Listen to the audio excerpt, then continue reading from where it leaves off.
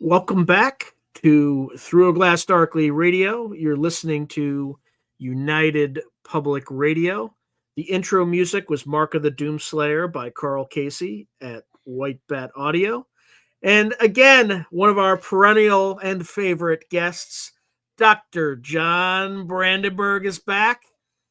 Now, just for those who are living under a rock, I'm going to read his bio again so you're aware.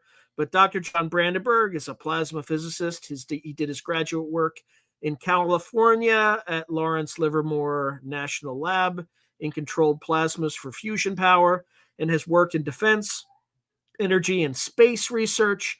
Dr. Brandenburg was also part of the Clementine mission to the moon, which discovered water at the moon's poles. However, the focus of Brandenburg's scientific career has been to complete the great effort of Einstein to unify the two long-range forces of nature, gravity and electromagnetism. Dr. Brandenburg, John, welcome back. Sean, always a pleasure and honor to be on your show, especially in these holidays when we should, as an act of defiance, be happy, have a cup of cheer, despite all the question is who's the act of defiance toward, the current regime or the people flying and making the current regime look completely and utterly You incompetent and know, foolish? that's a really good question, Sean. Active defiance against who? Um, I'll give you my own pet interpretation of this whole thing. This bleep show that we're seeing. Or we could, we're speaking English, but we could say Scheiße. Scheiße show. Scheiße. This Yeah, Scheiße show's not show. German, but it's just a Hey, pidgin I German. know. Yeah, Scheiße show. That's a Scheiße show. So we're dealing with this Scheiße show, or as the British would say, the great cock up. Or goat rope. Goat rope works. What? Goat rope? Goat rope. Yeah. Oh, okay. Goat rope. Okay. Well, anyway, this would be hilarious if it wasn't the implications of it were not very serious. We've basically lost control of our own airspace. I mean, if this is supposed to be a government for the people, by the people, of the people, this is not functioning anymore.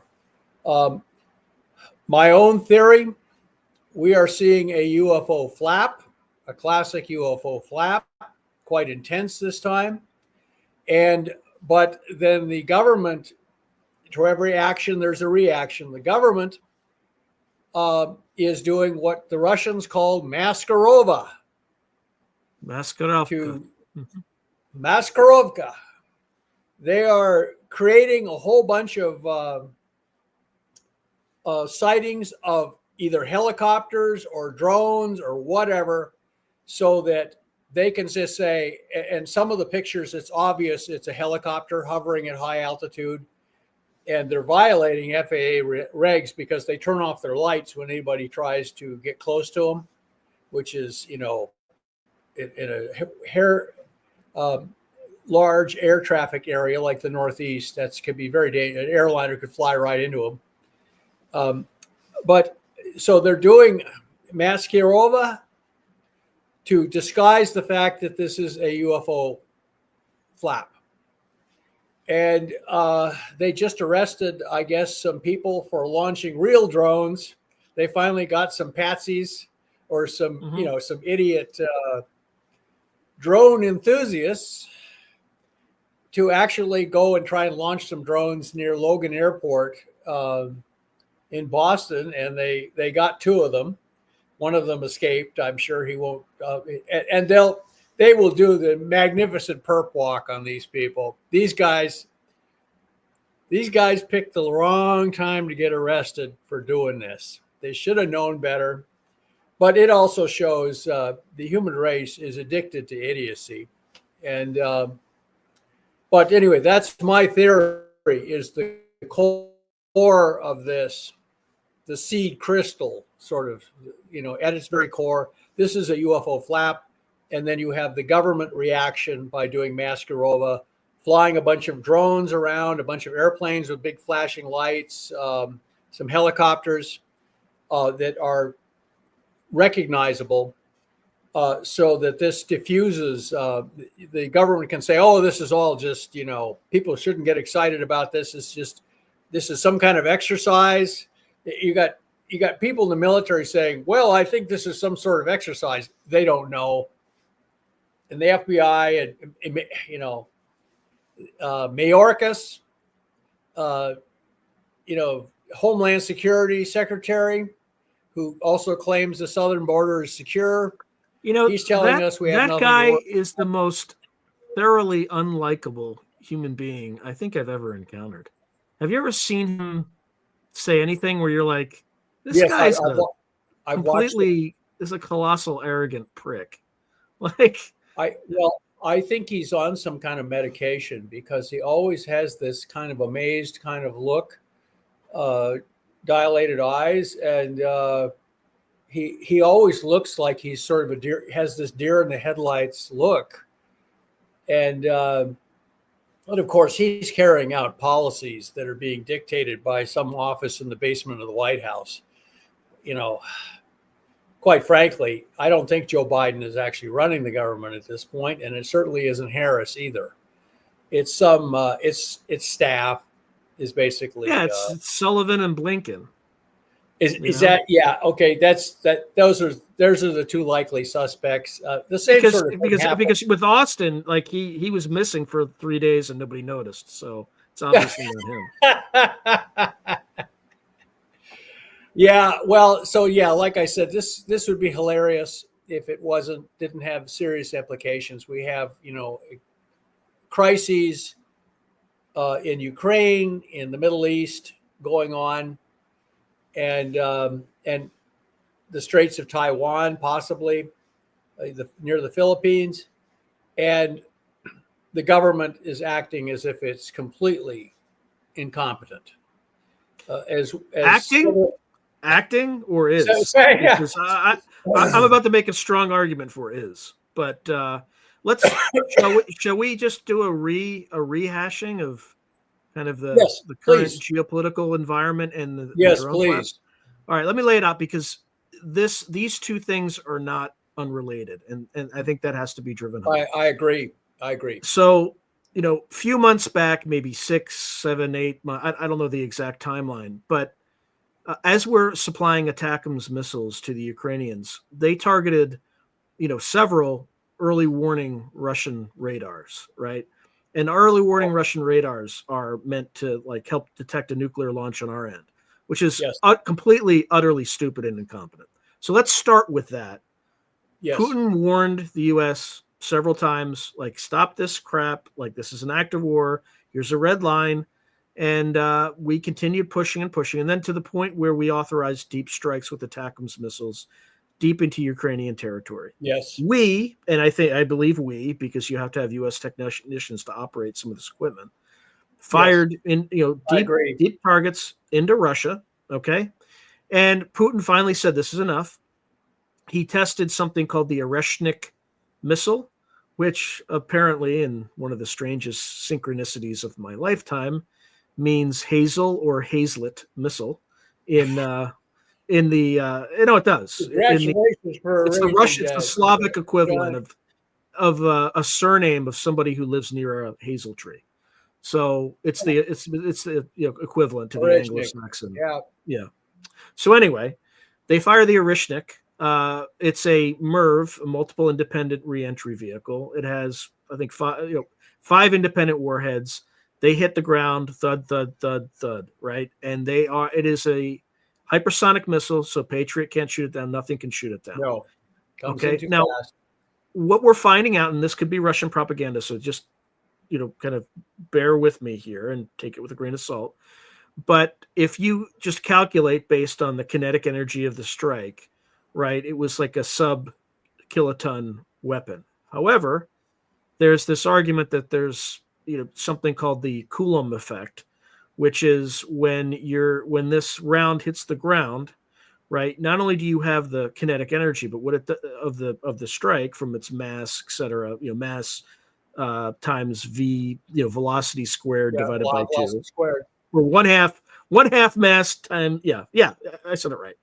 Right. So not only do you have that effect, you get an extra explosive power because this thing is moving at such a velocity that the electrons are separated from the protons. The protons now, because there's no electrons to provide them from, kind of colliding into each other, create an enhanced effect in terms of energy release. So you got to get an amplifier at the target. Now, some people are estimating it's 1.5 kilotons. There are other people on Twitter who are saying that's just stupid. It's Russian propaganda, et cetera. But let's say it is 1.5. The Russians propaganda kilotons. Using propaganda. I'm shocked. I mean, I'll be honest.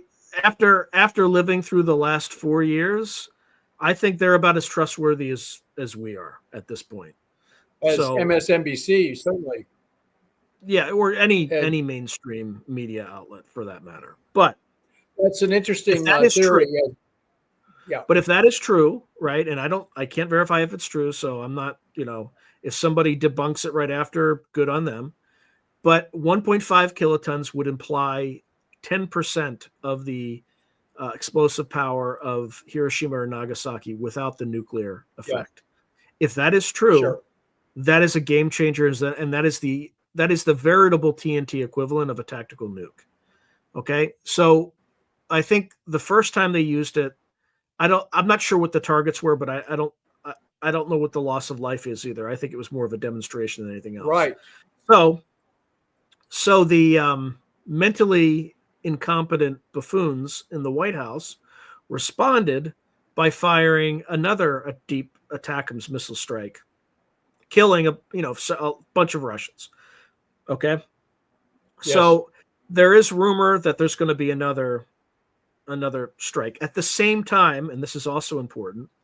And the reason I was able to figure this out is because this is the second time I'm going to stop saying drones. The UAPs started showing up over bases, and that was in Lakenheath, Feltwell, and Mildenhall.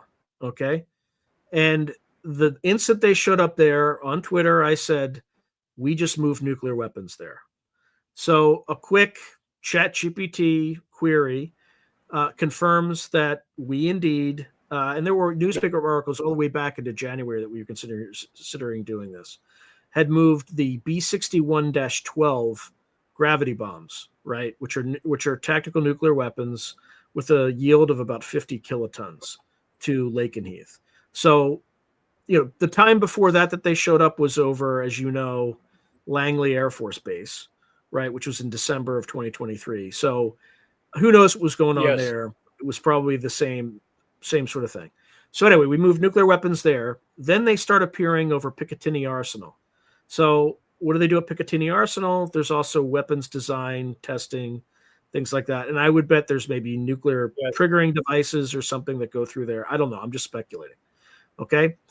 Also, recently we received reports, and this hasn't reached the mainstream media, but I've seen video. The video was supplied by a 20-year U.S. Air Force veteran over Barksdale Air Force Base. Okay, now Barksdale Air Force Base is the home of the 2nd Bomber Wing. What's the 2nd Bomber Wing? The 2nd Bomber Wing pilots the B-52H Stratofortress.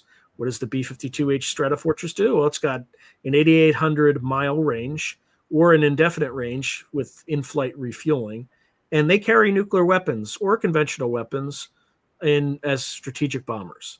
What else is going on there? Since 2020, 2021, 2022, I can't remember the exact date, they started to build a new facility there to house nuclear cruise missiles that would be delivered from these bombers. Okay, so they got a visit. Additionally, we found out just recently that Wright-Patterson Air Force Base had to shut down on Friday because they got a visit from UAPs. Oh, yes. Oh, yes. And John, that is the headquarters of the air staff. That's the headquarters for the air staff. And that's also where the Blue Room is and all that other good stuff. And then we're not done yet. Just recently, there's a who knows if it's true yet, but I predicted a few days ago, maybe yesterday, I don't know, that we would see orbs over DC by Christmas. Well, that night they showed up. So we're starting to get something that's very similar to the UAP UFO flap of 1952. The other thing that's important to note, this will be near and dear to your heart too. So I'm hearing unconfirmed rumors. I don't know, my source is pretty good, but it has to be confirmed. We're still working through it. So you're familiar with Lawrence Livermore National Lab, right, John? Yes, I am. That's where so during a rainstorm in recent days, there was people reported a blue flash in the sky, and suddenly the power went out. So I don't know. Unverified, but what do they do, John, at Lawrence Livermore National Lab? They light candles. They test. Well, I'm sorry. They do simulations. The power goes out. No, they design nuclear weapons there, and they carry out a lot of high energy experiments. Related to. There is a related to this Coulomb effect.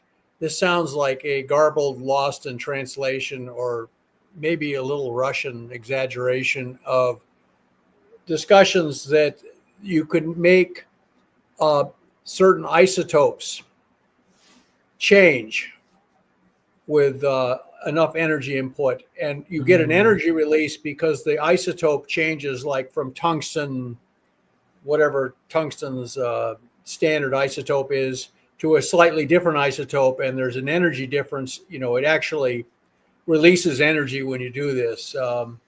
It's like taking strontium 90 and turning it into strontium, whatever the standard strontium is, and getting all of that radioactive energy out all at once. So there was discussion of that. Of course, I don't know where it went. I just heard it was discussion in the open literature of, I came up with, in my science fiction, came up with what are called K capture explosives, where you get one of the electrons in the orbitals around a nucleus to be sucked in to the nucleus and neutralize the positive charge there, of course, releasing energy. And I speculated that, it was a science fiction idea that you could actually, by the way, this is a real effect that occurs in physics. You have certain nuclei that are unstable, and what they do is it's a regular nucleus with a bunch of electrons orbiting around it, and because of quantum mechanics, the nucleus just swallows one of its electrons, and changes into a different element because it neutralizes one of the protons, and it can release energy when it does that. And if you could get that to do that as a chain reaction all at once, you could make a kind of intermediate type of explosive between, standard fission and fusion explosives and something.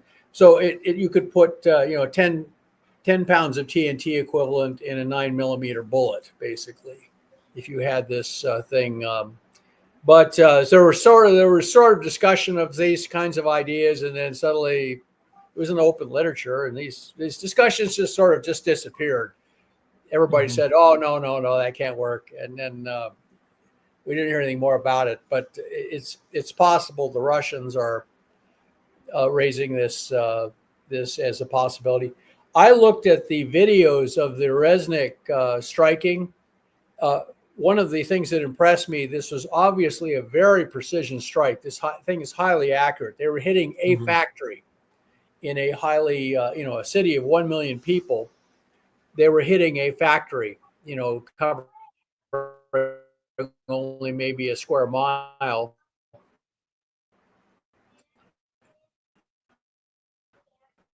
But what's also interesting from looking at the videos is it did not look like they had actual high explosive warheads on the impacts. Did not have big flashes, and so it's possible the Russians just put Teflon in the warheads instead of explosive if they had, and this is the Russians, as we said in the business during the Cold War, the Russians being subtle. They hit the factory with chunks of Teflon rather than high explosive, and there's little notes inside saying, this could have been our super explosive. Yeah, it's a demonstration. Written in Russian. It's a demonstration. It's a demonstration, and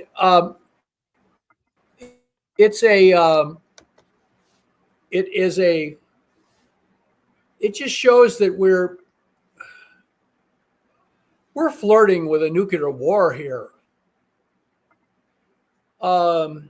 So yes, we have a very disturbed international situation. I mean, the people who are agitating for us the other people who are normally the adult supervision in these sorts of things is the British.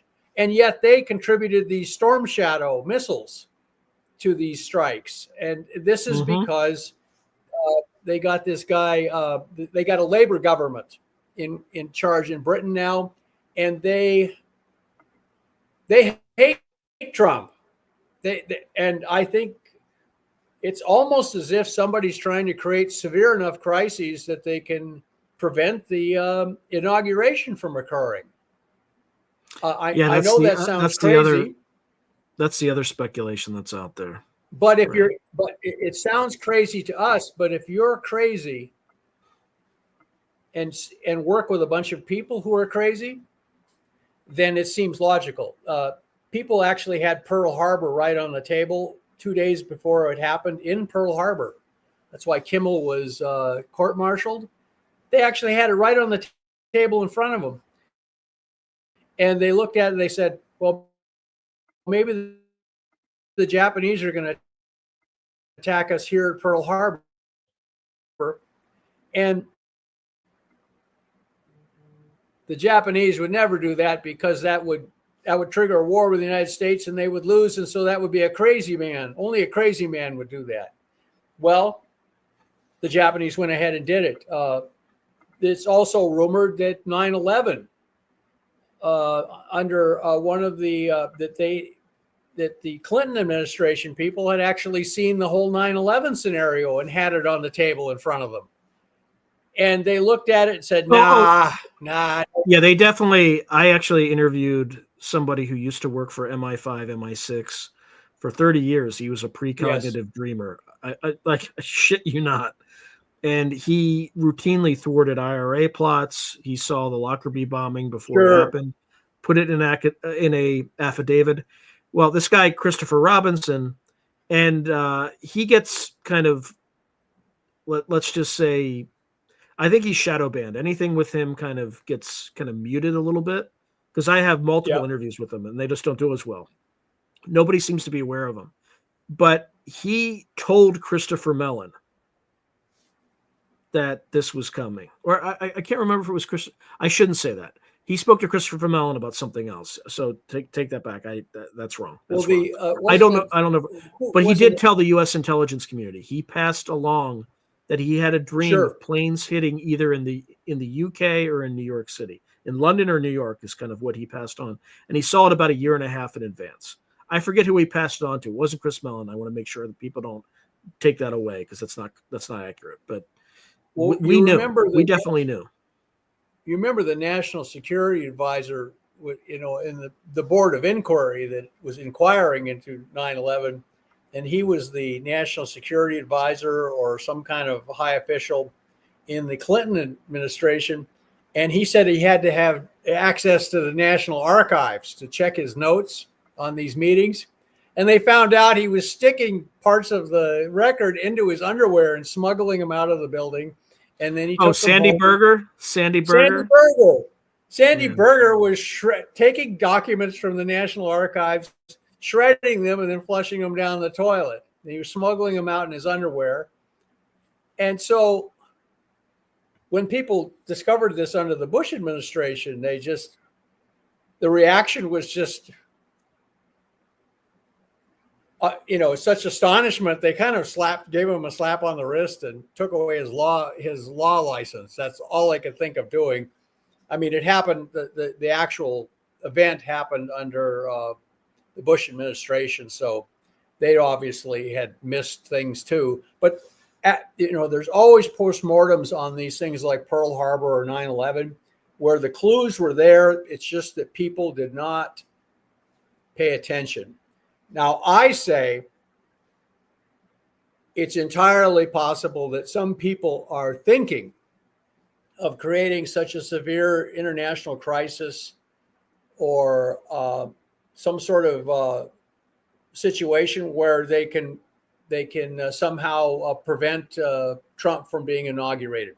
And I say that because I know it sounds crazy, but some people obviously in our government are in need of psychiatric help. In fact, I've heard that a large number of people are coming in together for therapy sessions since the election because they're so upset about how it turned out. And they have professionals coming in them and giving them counseling. And are you talking about the FBI? Have crying sessions. Mm-hmm. Yes. Well, I don't know which agencies, but I know there are reports that there were officials from the FBI calling the White House and crying when they heard Kash Patel was going to be in charge. I'm just relating it. You know what, John? They should be crying. After they spied on people like on Catholic churches in the South, after they set people up in this Whitmer assassination plot after they had, Yeah, the their Whitmer assets, assassination. like pulling people into January. I got to stop talking about politics, but they, there needs to be a reset on government. There's no doubt about it. Especially if this drone thing is just like is the straw that broke the camel's back. Like the way COVID was handled, everything. It's just one of my bosses commented 2 weeks after 9/11 had happened, and I was in Washington D.C. when it happened, watching the whole thing unfold in real time, and suddenly we watched the Pentagon, people from the Pentagon running down the highway to get away from the Pentagon because the Pentagon has turned into a quadrangle because, one wall has been knocked down by an airliner flying into that.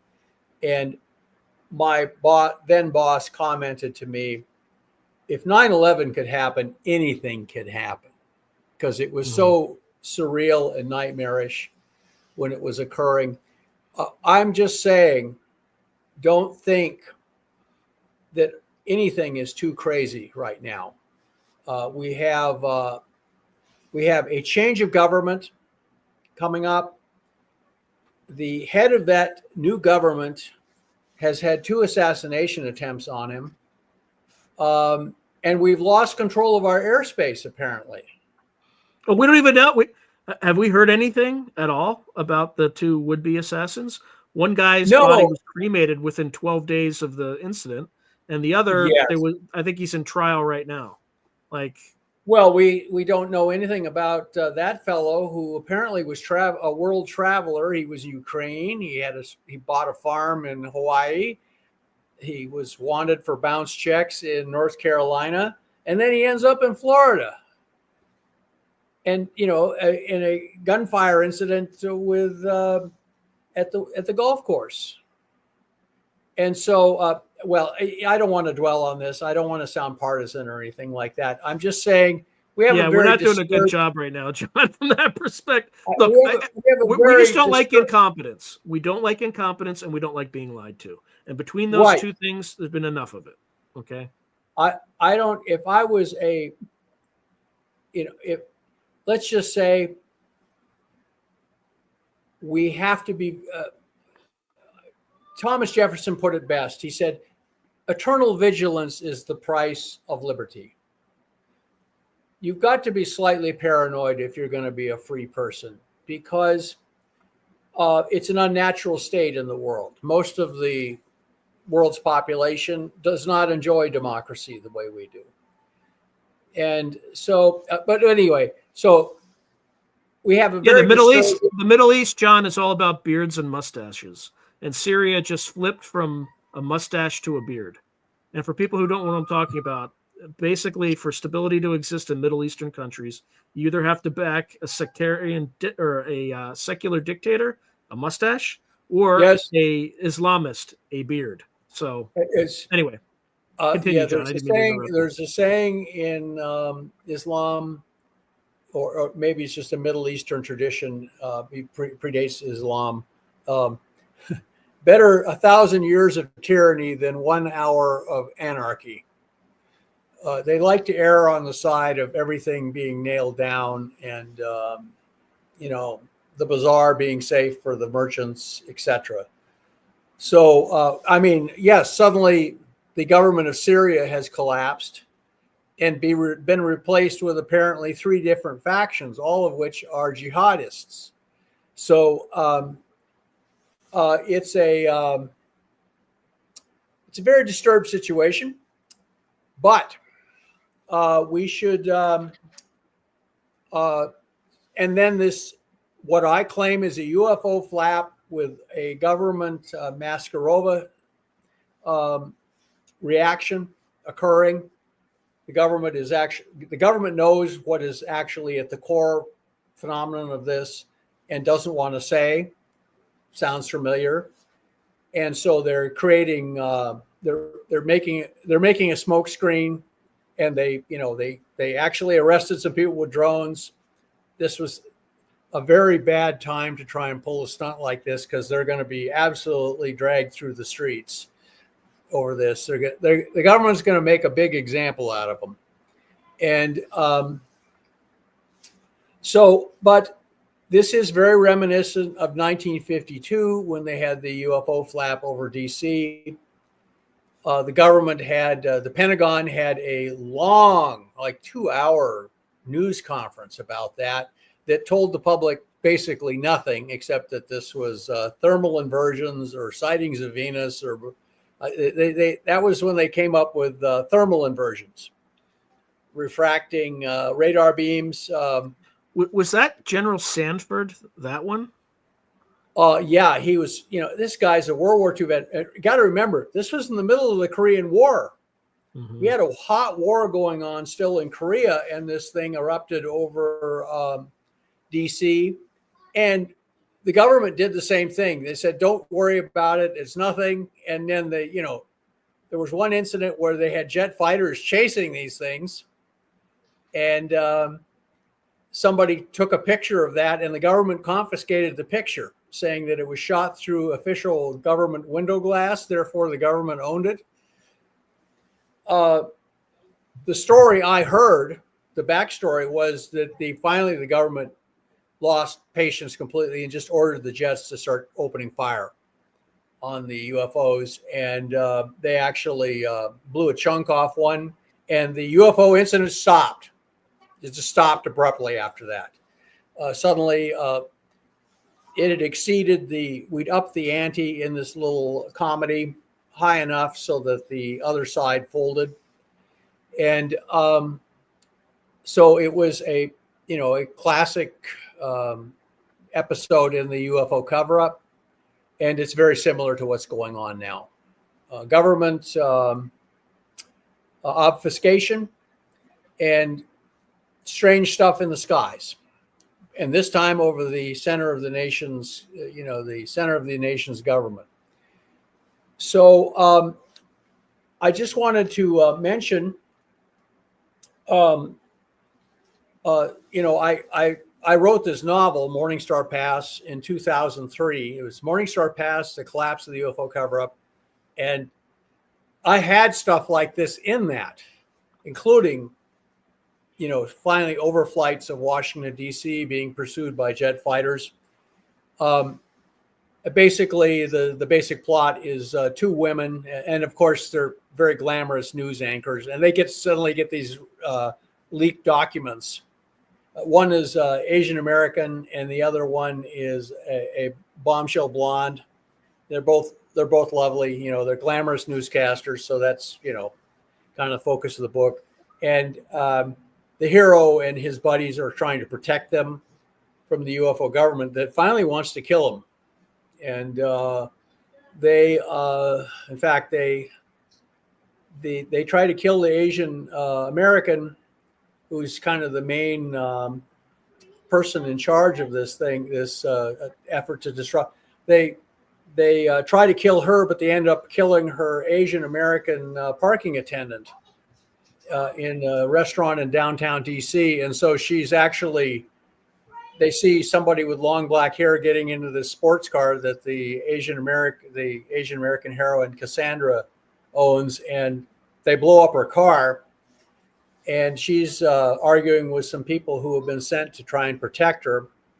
And they get her out of there. And the reports are that she's dead, because they find the body of the Asian American parking attendant in the car and think it's her. And so everybody's reporting her dead. And then suddenly she walks into the studio of her news network and gets on the air and says, reports of my death have been greatly exaggerated, she says. And so and what this does is it triggers in the novel, it triggers an emergency joint House Senate UFO cover-up hearings, complete with, and somehow they get a hold of a jar with a pickled alien in it as Exhibit A. And they basically ask the National Security Advisor, have you ever met anybody like this? And the National Security Advisor, who's sitting there, turns to his lawyer instead of answering the question. So anyway, what happens in the novel, and I call this the Morning Star scenario, is the UFO secret government actually attempts a coup d'etat. And there are tank battles in the streets finally because they say the UFO cover-up is too big to fail. So it's a very dramatic thing. And I wrote this in 2003. What's also interesting is I had the blonde kind of co-heroine. She's Ukrainian and has a Jewish mother. She was a child refugee from Ukraine from the collapse of the UFO collapse of the Soviet Union. So anyway, so I call that the Morning Star scenario, where there's actually an attempted coup d'etat in Washington, D.C. And in this case, to try and preserve the UFO cover-up. And so I've kind of mulled over this whole situation. And also in the book, by the way, I have these special forces people whose job is if there's a UFO flap and one of the UFOs actually crashes, they go out and cordon off the wreckage and keep everybody away and take away the hardware and the bodies and stuff like this. And so their job is to make sure that no crucial evidence gets made public if there's a UFO flap and one of the UFOs crashes during the flap, which happens apparently. And so during their funny you mentioned that. Did you see this thing that was sent out to local, I think, firefighters in New Jersey, where yes, there are instructions not to approach a downed drone because of potential radiological materials? And you've seen commercial drones. There's not a single radiological. There's not a single thing on it. Yeah, they don't do that. Yeah, so why would you have that? Well, why would you have this? Well, they want you to stay. If something strange crashes, they want you to stay away from it. And in this novel, it's a battalion of special forces, SEALs and Green Berets and stuff. They're just standard DoD guys, and their battalion, their operation is called Dark Carnival, or they call them the Carney. So they're out in this place in Xenia, Ohio, near Xenia, Ohio. I thought it was a neat name. They're out there in Xenia, Ohio, where there's a big UFO flap going on. And in the middle of this, they notice some people launching balloons with flares on them in the middle of this UFO flap. So they get really angry and they follow these people back to this broken down farm out in the middle of the countryside, where there's a trailer house, and they go walk up, these guys, big guys in these trench coats and hats, and they pound on the door, and the door opens, and it's a rival agency to their own that works for the UFO cover-up. And they say, "What are you doing here?" And well, we're just following orders. We're supposed to do a disinformation op, by launching balloons with flares on them, so people can claim that these were just they were all balloons with flares on them. And he says, "Why would you do that?" And the guy from the rival agency, who's kind of a character, and he just says, "Do I look like General Eisenhower to you? This is all above my pay grade," he says. So they leave and are very disgusted. And so, yeah, the government in my novel is constantly doing Maskarova kind of operations. When there's a real UFO flap, they immediately show up and put out a bunch of fake UFOs. The analogy I came up with is, if you have a gorilla that's escaped a secret government lab, and rather than alert people to be on the lookout for a gorilla which may be carrying some strange virus from your lab, you dress up people in gorilla suits and have them walk into stores with their masks off, under their arm. And so that if anybody sees a gorilla on the street, they just think it's this bunch of pranksters. And then you kind of ask an official, "Why would you do something like that?" When your real problem is this gorilla that's escaped from your lab. And the person says, "Because the gorilla is from outer space." So we can't talk about the actual gorilla. All right, John, let's briefly go through the Yes, litany of descriptions that various elements of the government came up along the chronology of this, and I'll outline them for you, and we can discuss each in absolutely. detail. Okay, so the first thing that came out is that it was, and this is the other thing that I want to say is there's a lot of people, kind of UFO influencers, and people who have built up reputations on this topic, and the government's response has been so incompetent that they burn sources. Like there are people who, again, I'm not on any of these private signal Yeah. chats, but on private signal chats have literally destroyed their reputations overnight. So we began compiling a list. Now I'm not going to reveal the people on the list, but we know now who we can't trust. Like who sometimes they're going to be right, mostly right, but they're definitely beholden to something else. So here's the list of the way it started. So the first theory was transnational actors that are affiliated with Russia and China. Okay, that's number one. We'll come back to this because they all have ridiculous reasons where they went. Then the second one was let's have a massive secret, super secret training exercise over the most densely populated that's one of my favorites. State in the United States. Yeah, that was stupid. And then we get Allah Akbar, Iranian motherships, right? We have the Iranian drones from motherships, which was even crazier. And at that point, I think after that came out, then the Defense Department said, okay, we don't know. They're not us. They're not the enemy. They're not like a peer competitor. We don't know what they are. Okay. So then the very next day, it was, everybody in New Jersey is just psychotic. It's just a mass delusion. They're just seeing planes. Smoking funny cigarettes. Yeah, this is a Mayorkas. That prick Mayorkas. This is a Mayorkas special. Yes. Okay. But trust the experts. Trust the experts who have since November 18th been unable to control these, a U.S. airspace at all, like zero control. Okay. Yeah. Trust the experts. Hey, excuse my language, everybody, but hey, Mayorkas, go fuck yourself. Okay. So anyway, so then after that, the next narrative, and they're getting better. They're getting better. This one I had to think about. They're getting better. For about 2 seconds. Okay. And that was dirty bomb. We got super secret drones that are detecting gamma radiation over the Northeast, and we don't want to let anybody know. I saw that one.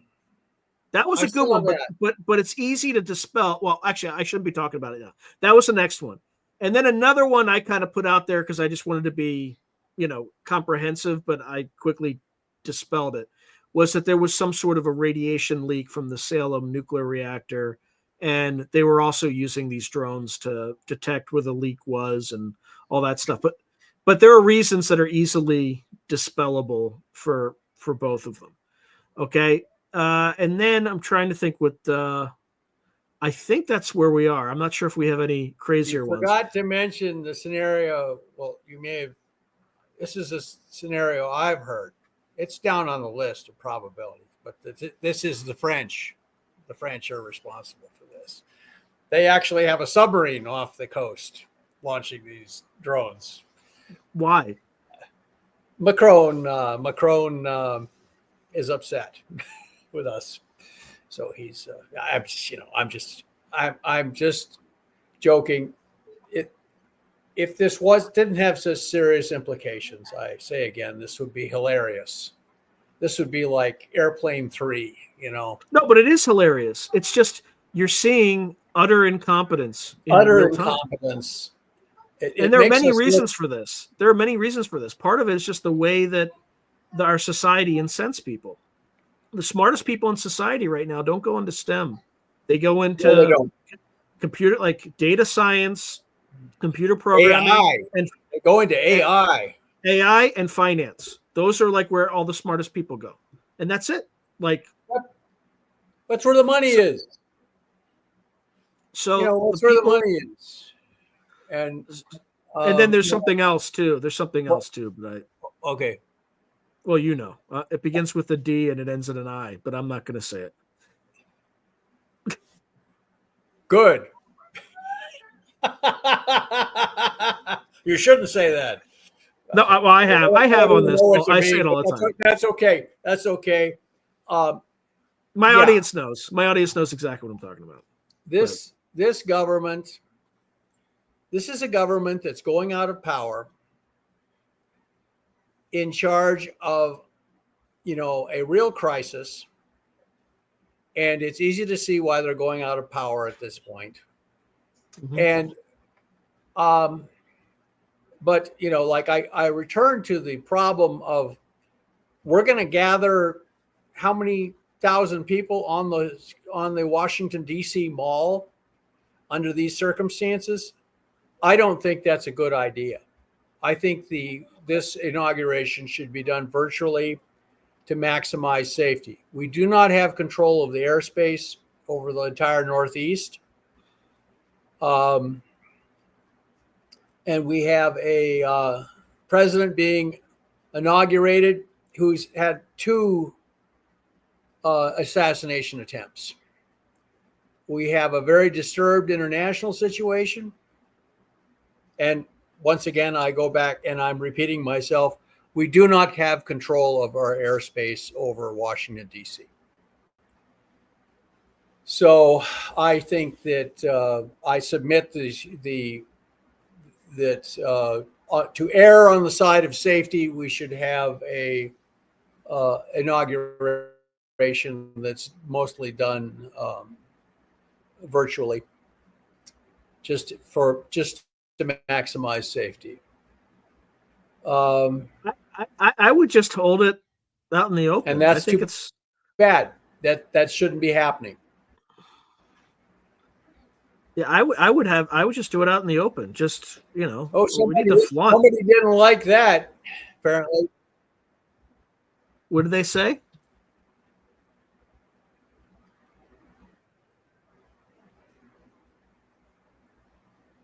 I'm sorry. What did they say? You said somebody didn't like that? Who? Oh, I don't know. But I said suddenly our signal got disrupted.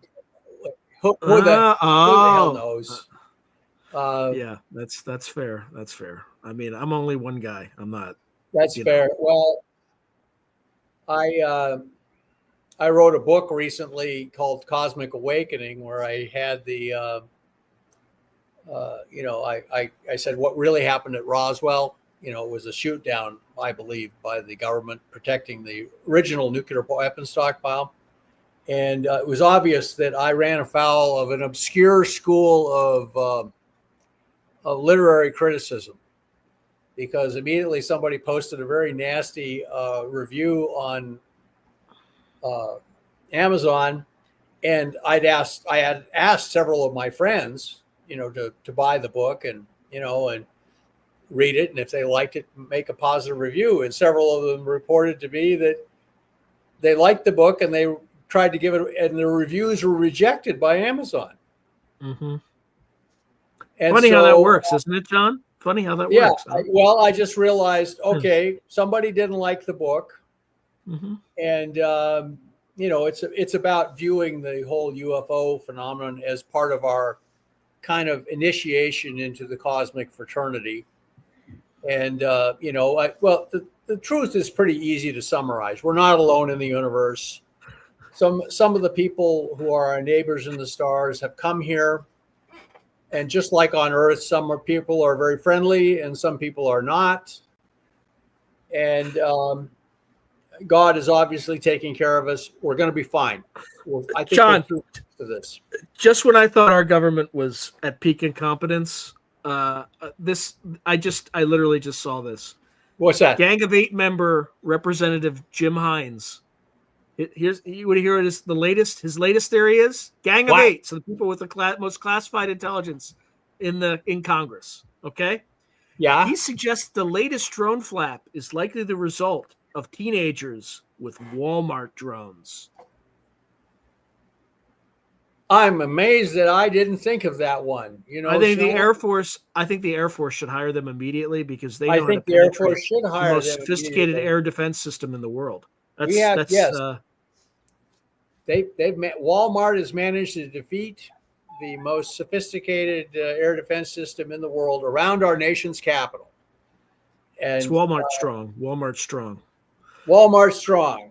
How do these people think that we're just like we're Well, all buffoons?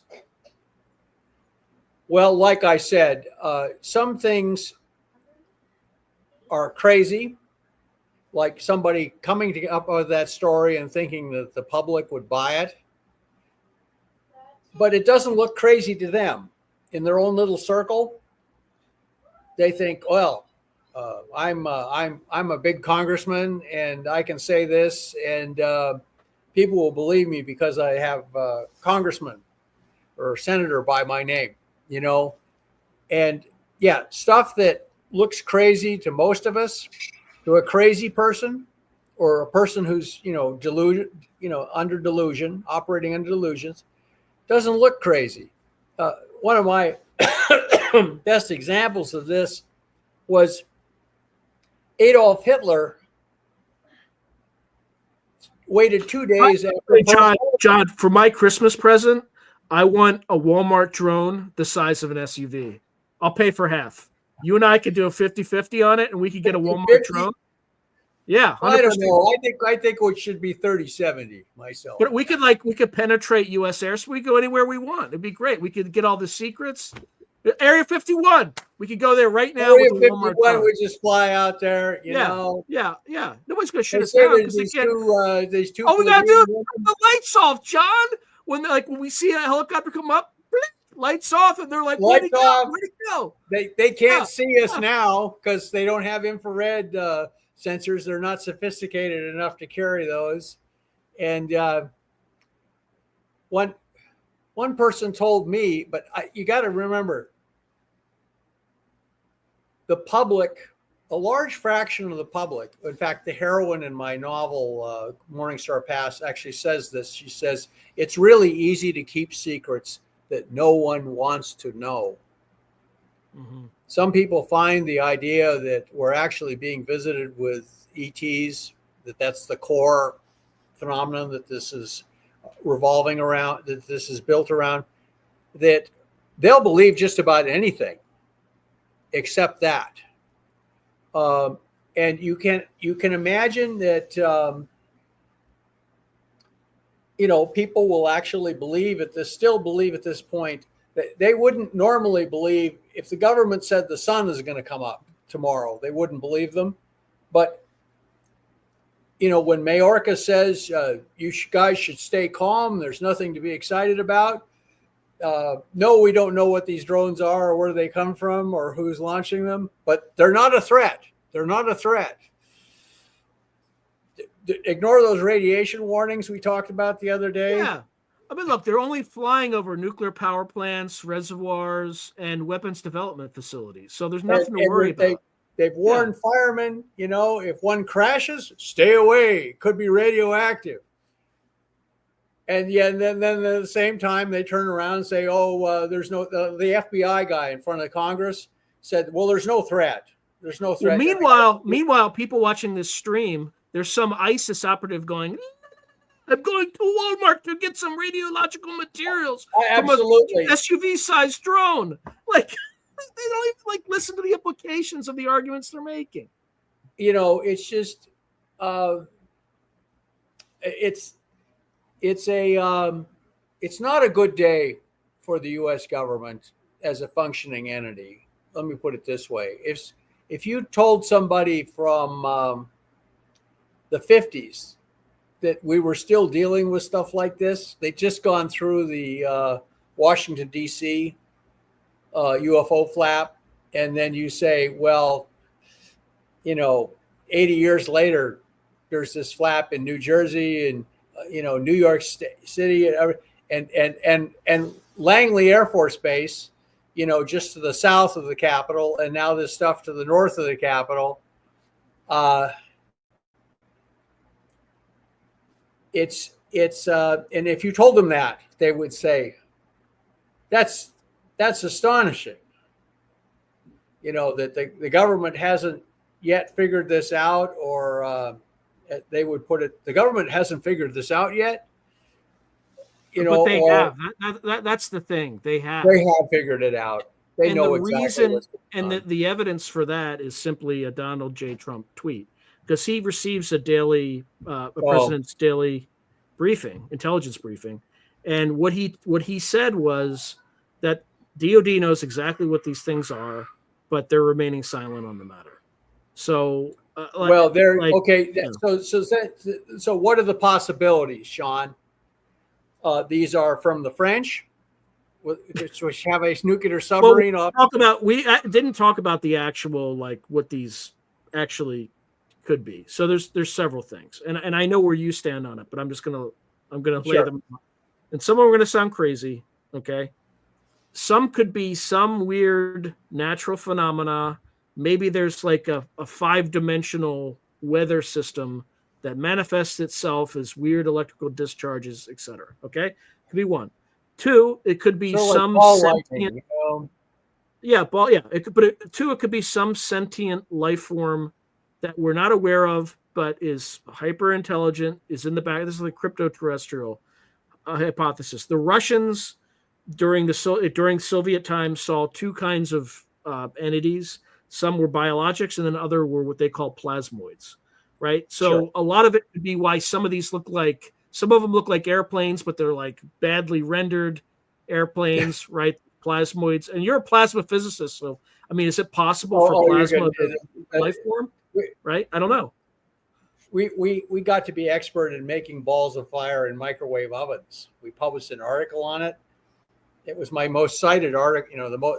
I got the most citations on that article than anything I'd done before that. And we could just push a button and these balls of fire would fly out of this thing in the bottom of a modified microwave oven and fly around inside, or we could even trap them in one of those hurricane mantles for a mantle, a kerosene lamp, the glass thing.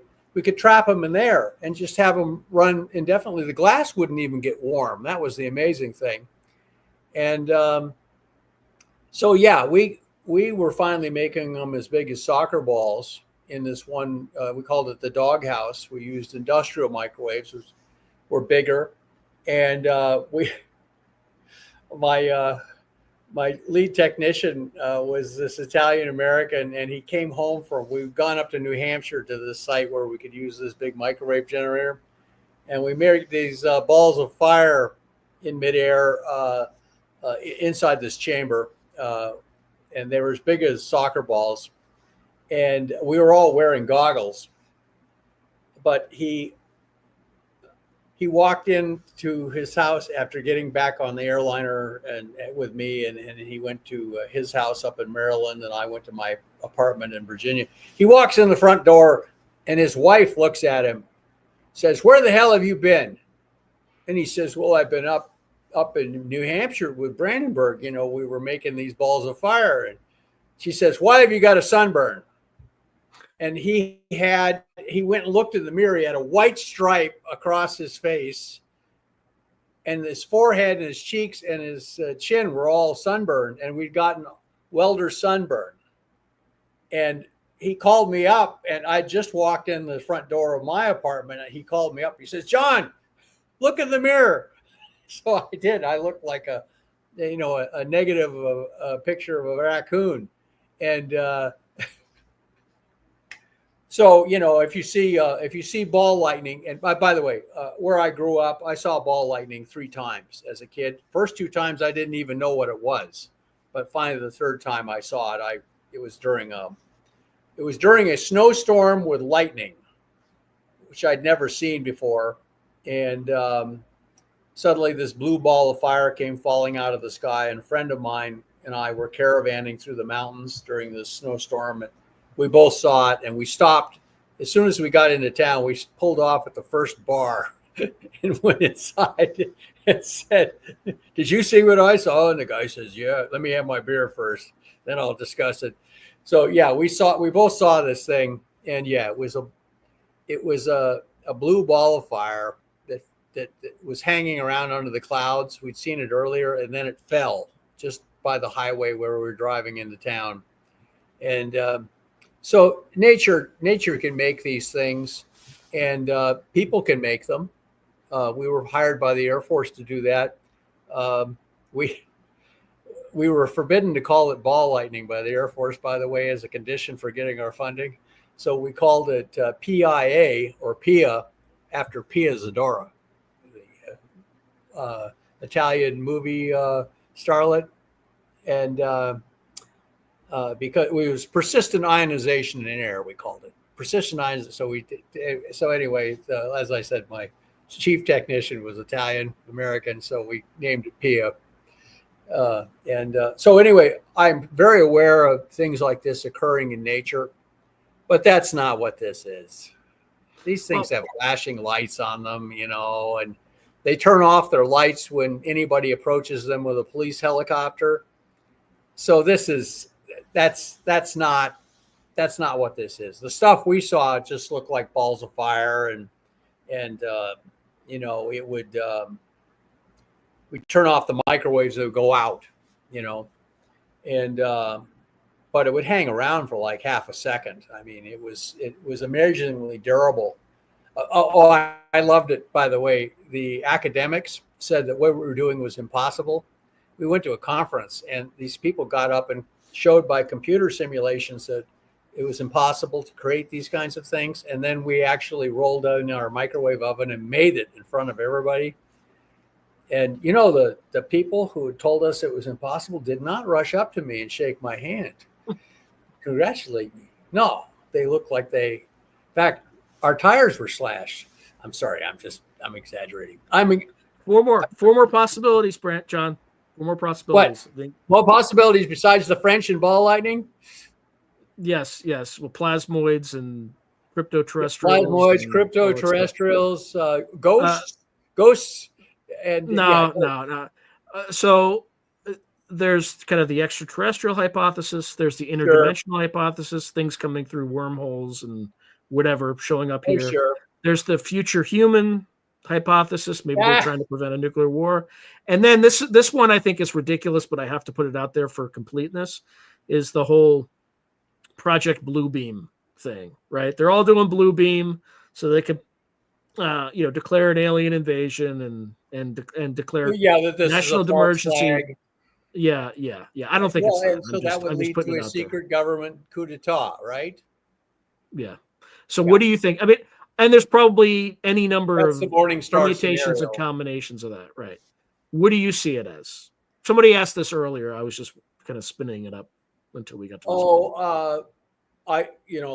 I stick to my original hypothesis. This is a UFO flap that they're doing. The government is doing Maskurova on it.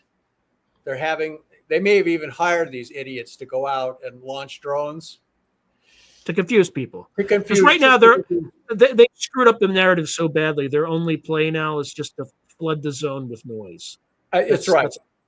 Yeah. If you don't want people to see the penguin, you blow up penguins and put them around every place, so that when people see a real penguin, they think it's one of the inflatable. You also call it drones. You also call it mystery drones instead of UAPs. You call them mystery drones. Yeah, drones. That was a little slight of psychological warfare right there. Well, even the term UAP, I say my story is it was cooked up over a bottle of rum one night at a corner office in the Pentagon. They got 5 corners on the Pentagon. It was originally planned with 4 sides, but they didn't have enough corner offices for VIP, so they had to make it 5-sided. So anyway, these people are just sitting around drinking rum, and they wanted to come up with a new name for this. So they came up with the name UAP to convert all ufologists into uapologists.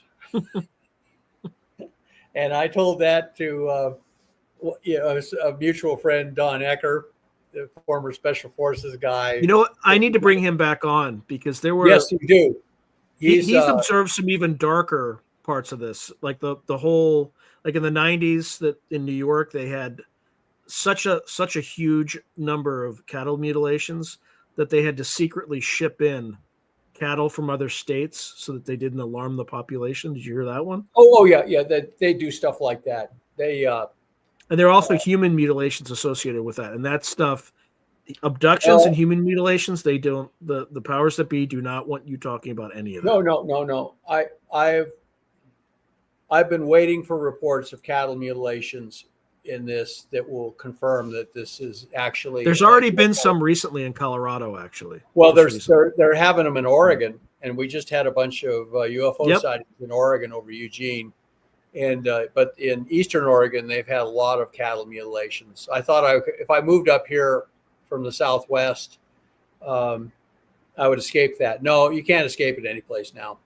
It's and of course we all know that's a cult from California, right?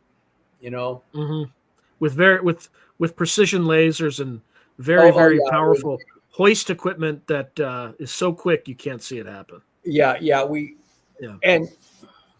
But people are afraid, especially the cattle mutilation aspect, and they don't want to even think about human mutilations. And so if the government says that, they will, even though they don't believe the government's credibility is very low now, they will still believe it because they don't want to believe the alternative, that somebody could come down and do stuff like that to cattle, and the government can't seem to do anything about it. And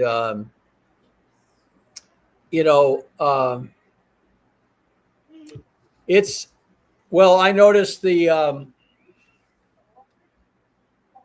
people are saying, well, why doesn't the local police have the ability to just shoot these things down? And Mayorkas says, we don't have authorization to do that. He's Department of Homeland Security. And then you say, well, who does He's the only one who does. He's the only one who does have authorization because of posse comitatus, right? We can't, U.S. military can't do any of this stuff unless they're authorized. We don't have authorization to shoot down something violating our airspace? Well, yeah, you do. Yeah. 9/11. 9/11, they may have shot one of the aircraft down. Yeah, they did. They were about ready to do that. They were going to. Yeah, it's the Shanksville, Pennsylvania one. They may or may not have. I don't know. Yeah, it's one of the. And by the way, I explored this in my science fiction. In my science fiction scenario, the UFO cover-up is collapsed.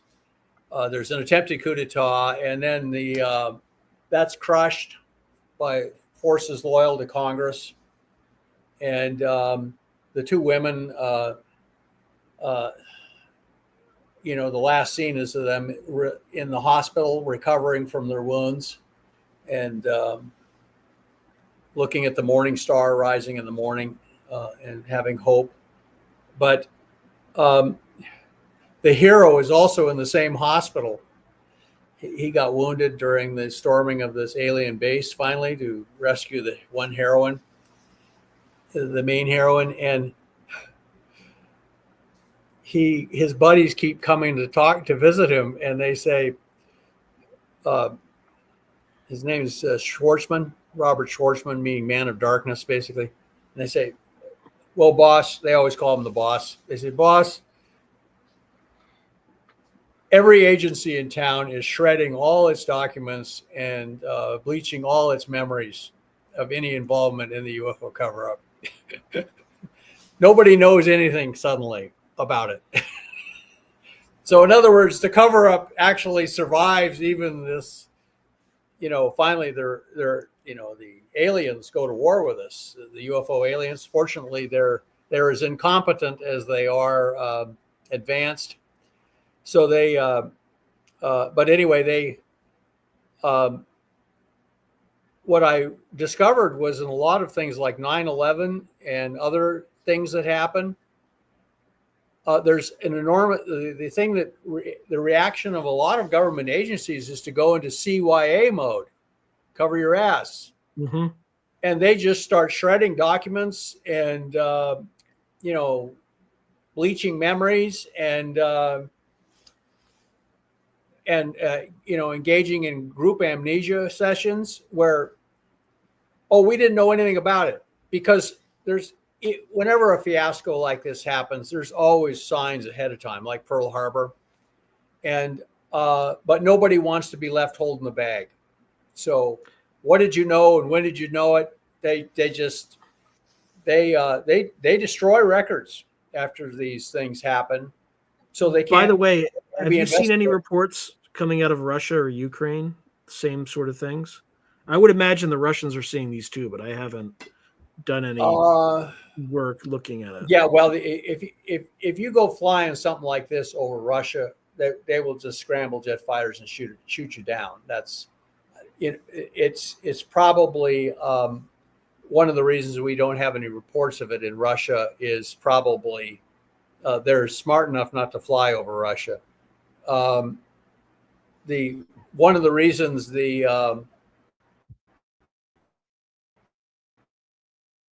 from the very beginning of the whole UFO phenomenon, after Roswell and everything, it was to assume it was either an American or British spy aircraft and shoot it down. And they finally, after losing a bunch of MiGs, finally did bring one down near one of their top secret facilities. They're kind of White Sands facility, Kapuskin Yar, I think. Kapuskin Yar. And, the Russians rolled up. Yeah, Kapuskin Yar. And the Russians rolled up with their furry hats, with all their AK-47s in the back of this Deuce and a Husky truck. And they got out there. These are Interior Minister troops, not the regular army, Red Army. And they pried open the hatch on this thing with Krobarskis. And they look in there and they say, "Нет, Amerikanski." These are not Americans. And so the Russians had their own Roswell moment where they just, they realized, this is not Americans, but they're probably working with the Americans. So at that point, the Russians were, if you get invaded by Nazi Germany and you lose 30 million people, it makes you a little paranoid. And now Pearl Harbor and 9/11 should be our guide, that when the stakes get high enough, even crazy stuff can appear like rational. My favorite thing was Hitler declaring war on the United States after Japan had attacked Pearl Harbor. He's at war with the Soviet Union. His troops have just been pushed back 100 miles from Moscow. He's lost this battle in the Russian winter. He's at war with the British Empire. And now he's at war. Now he's declared war on the United States. And his chief of armaments was this guy. He was a PhD engineering guy named Tod, which in German means death. Dead, yeah. Like Totenkopf. So he comes to visit Hitler, and you can imagine the secretary announcing, "Mein Führer, Dr. Death is here to see you." So Hitler ushers him in, and this meeting apparently happened in January of 1942, just after Pearl Harbor. And they, his armaments minister said, "We do not have enough war production to compete with, the British Empire and the Soviet Union." Was that Albert Speer? No, this was not Speer. This was Dr. Todt. Oh, okay. I got it. But what happened was Hitler listened to him say, "We have to sue for peace. We've conquered most of European Russia. We've conquered Europe, but we can't fight a long war with we have the three superpowers on Earth, and we can't. They're going to crush us in the long run." And Hitler said, "Thank you, Dr. Death, for telling me this report." Dr. Death went and got on an airplane to fly to Poland to supervise stuff on the Eastern Front, and his plane blew up in midair. And Albert Speer replaced him, who was a yes man. He was a smart yes man, but he was still a yes man for Hitler.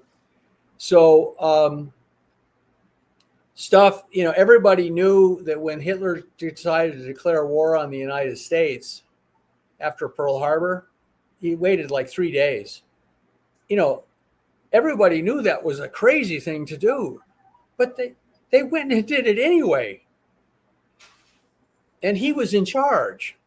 He had the SS backing him up, who considered his word was law.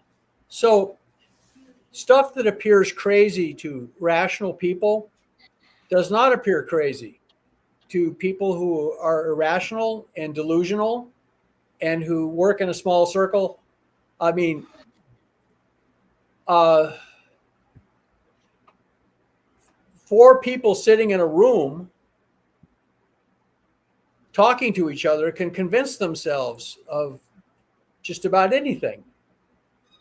And so we should not rule out crazy scenarios just because they seem crazy to us, which is why I say again, I think the inauguration should be done virtually, because we do not have control of our airspace, and we have a person being inaugurated who has survived 2 assassination attempts. I mean, by the 9/11 standard of craziness, anything can happen at this point. Anything, and we have a real surreal scenario. We're the most advanced military power on Earth, and we can't do anything to apparently make these the drones, quote unquote, go away. So, all right, now, John. Yes. Given the incompetent way that this was handled, and just the general incompetence of those 4 elites that are sitting in a room making insane decisions. Yes. Let's say it's the White House. Let's say they're sitting in the basement of the White House. And let's say it's the extraterrestrial hypothesis, and these are grays or whatever you want to say. Yeah, they're grays, okay? Probably. How do you think, if these things showed up, where do you think the American people's allegiance would it be? Would it be to the elites in Washington? Or do you think they would quickly, don't answer it yet, do you think they would quickly just say, you can have them? I have a man on the street who's going to answer that question first before you do. A man on the street. All right. A man on the street. So stand by. Okay. Standing by here. I'm drinking my coffee, pouring a little gin in there, prepare myself for the answer. This is surprisingly hard to find.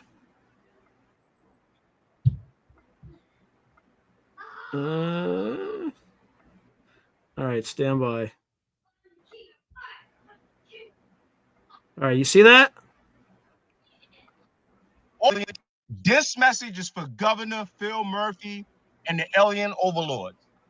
If you are not Governor Phil Murphy of New Jersey or an alien overlord, you can scroll right on by. Good. Now that we've got that out of the way, I just have a question for either one of you. Man on the street seems.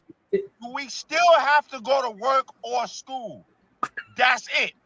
Because all this pussyfooting y'all doing, we don't care. It's not sensitive information at all anymore. We might have aliens in New Jersey, and we just want to know what the next course of action is.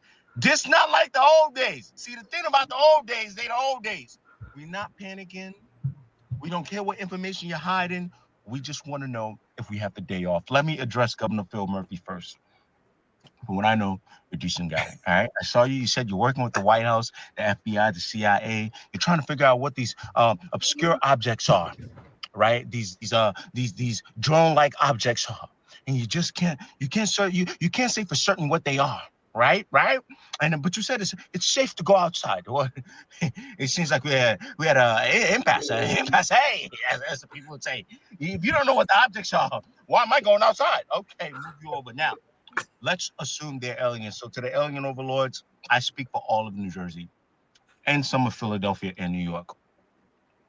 You can have the areas, guys. Listen, on our list of demands, okay, we just want to know, as long as you can promise healthcare, basic housing, and a functional leadership, Emphasis on functional leadership. our life is yours. Go ahead, colonize the Functional, land. We're willing to functional secede from the leadership. United States. Ain't shit down here anyway. Okay, as long as y'all are halfway decent creatures, you can have it. All this, you see, back in the day, this is how they used to get us. You know, you hear the word alien, you go, but we're done. We're tired. We've done enough. And on top of the fact, to the alien overlords, you're coming right in time. A Trump presidency is about to take place, another one. How about this? Y'all take us on lease. Little 4-year agreement. Go ahead and scoop us, put the beam down, UFO beam down, grab all of New Jersey up, take us up in the sky. We'll spend 4 years with y'all. If we like it, you can consider it like a rental. If we like it, we'll stay with y'all. If you don't, y'all can dump us right back in this hellhole. All right? Thank you so much. Thank you. Okay. So, Well, there you have it. The man on the street in you're Jersey. the representative of New Jersey, parts of Philadelphia, and parts of New York. That's his bid. How do you think the rest of the population is going to react to this?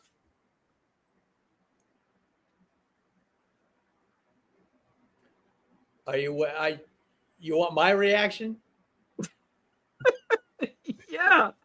Look, if they showed up in my backyard, John, they were friendly, they can have the elites in Washington. They can have them. They've run us into the ground. Like, they can have them. I just want to have a nice, happy holidays. How about we can just get through the holidays without anything happening? And then the new year, you know, the run up to Inauguration Day, that's next year. Can't we just have a nice, quiet holidays, you know, kill a few bottles of wine and, you know, to me, enjoying the holidays is giving them the big finger. The government, the aliens, everybody just saying, bleep you, I'm going to enjoy my holidays. I mean, really, I think that's John, I just want to attitude. buy my SUV-sized drone from Walmart and Walmart, visit the Iranian right. and visit the Iranian mothership. I want to, like, I want to take a visit, check it out, you know. Oh yeah. I mean, that one poor congressman was told by the deep, dark sources. To his credit, he did say he was told. He didn't he was and now he's told. getting tarred and feathered for it. Yeah, so they set him up. They set him up. Well, they sacrificed him he didn't back some secret project or something like that. So they set him up with some embarrassing intel. Yeah, that's what happened there, in my opinion. I just think we ought to, as an act of defiance, enjoy our holidays and pretend. Just wake up in the morning, tell ourselves it's all going to be okay, and the problem can be dealt with next year. But at the same time, I just want people to realize this situation is so crazy, even crazy things could happen now. Yeah, I'm more worried about the current regime pushing us into nuclear war with Russia. That's, by all intents, the back chatter is that we're closer than most people think. So I went through. I decided to embark on my investigation of Mars with a bunch of other people because I'd gone through the nuclear winter, the release of the nuclear winter studies, followed immediately by Operation Able Archer 1983. You can look it up on Wikipedia. We're as close to a war, nuclear war, as we were in the Cuban Missile Crisis. Did I ever tell you about the Lynn Only it Buchanan was- story? The Lynn Buchanan story where he took out all the skiffs in Europe on both sides accidentally with a psycho. Yeah, I'm aware of that. I think that Both- happened. I think that happened around Able Yes. Archer. Well, He may the have caused. He Russians may have came- indirectly caused it because they imagine if you're the Russians and your skiff network suddenly shuts off. Yes, yes, And the U.S. is running some big nuclear exercise in 1983. yes, they were. So I think that's why it's classified because it happened at Augsburg, Germany, right? But Yep. I don't know. I'm just speculating. But when I threw that theory out and when I was interviewing him, his face went white. So Yeah. just I putting know that out Lynn there. Buchanan. He's a great guy, and knows that whole business, remote viewing in and out. And by the way, when I was in D.C., the story I heard was that remote viewing was considered rather kind of a hot potato by the Pentagon and the agencies, but it had been right often enough, where they would Better get. than chance. It's a lot It better. was than better chance. than chance, and so they could not stop using it because it had been right often enough where they'd been able to verify information that originally came from remote viewing was then checked out by other means and found out to be correct. And so that had happened often enough that they said, we cannot afford to set this aside. We can't afford to lose this capability. So guys like Lynn Buchanan did earn their paychecks. And, I went through Operation Able Archer. I was working at Sandia National Labs, and the nuclear winter stuff had just come out, and morale at the laboratory collapsed. People were in despair. They were afraid. The nuclear winter stuff told them that there was no chance of saving their wives and children. If the blast didn't get them, blast and fallout didn't get them, starvation and hunger would get them later. That was the story I heard from several people. And then we went through Able Archer. We weren't told exactly what was going on, but we could see, because we were on a military base, we were Kirtland Air Force Base. We could see all of this military activity going on, and we knew something was up. And so that's what I went into the holidays kind of in despair, thinking that we were going to have a nuclear war by accident. And what had happened apparently is the Russians had decided the big NATO exercise, Able Archer 83, was a Trojan horse, that we were going to launch an attack using this big NATO exercise as a smokescreen to launch the attack from. And finally, adult supervision on both sides. The people in NATO, through their intel services, figured out, oh my God, they think this is real. We better back off. And the Russians decided that, that was a crazy idea, that the Americans would never just attack us like that because they don't want to be annihilated in the nuclear strike that would follow. So finally, everybody calmed down and we got through the holidays. So Nuclear Winter came out at the end of October. It was Carl Sagan's greatest achievement and the one he was most criticized for. And then Able Archer happened about second week in November. And I believe the Nuclear Winter announcement, which came out in a Sunday newspaper insert, may have prevented the war from going nuclear, may have prevented a nuclear war. So, what I'm saying now is, in fact, my analogy is if you don't know where the submarine, there's a submarine down there and you're supposed to guard the mouth of Pearl Harbor. Finally, you don't know where the submarine is that's trying to get into the harbor. So you just take your best guess is just start dropping a pattern of depth charges. So I'm just saying, I think we should be on the lookout for even crazy scenarios happening to prevent the inauguration of the new government. We should also, in fact, everyone in the military who's listening to this should remember their first duty is to support the Constitution, not any particular faction in this country or even of a secret government. Their oath before God is to support the Constitution of the United States. So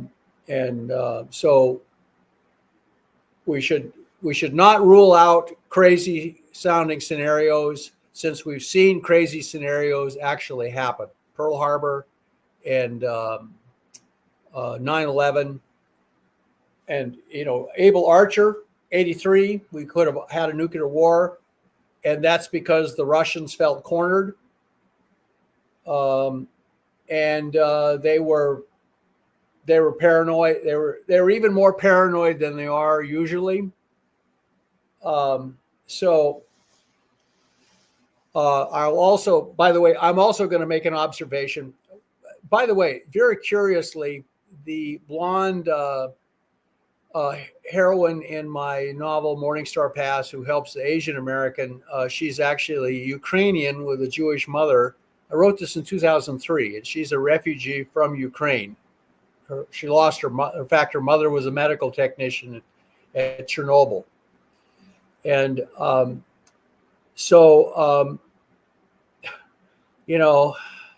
they're two sides of America.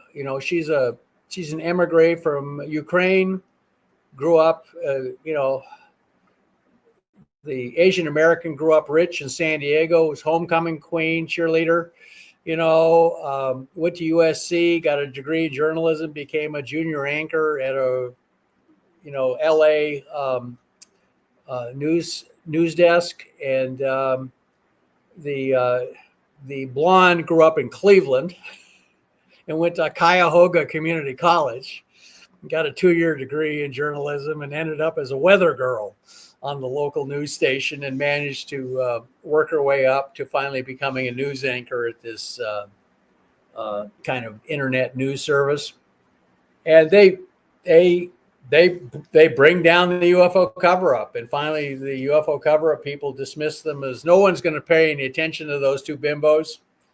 And the head of the UFO cover-up, in fact, wants to recruit the Asian to be his spokeswoman for the coming new order.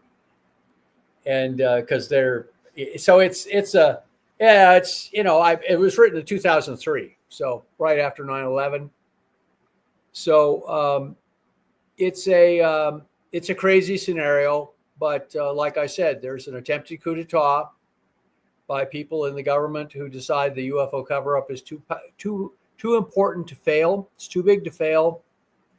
And that's crushed. And the secret UFO base, which is near a place called Morningstar, Colorado, is finally stormed by the U.S. military and taken out. And so it'll make a great movie. Great science fiction movie.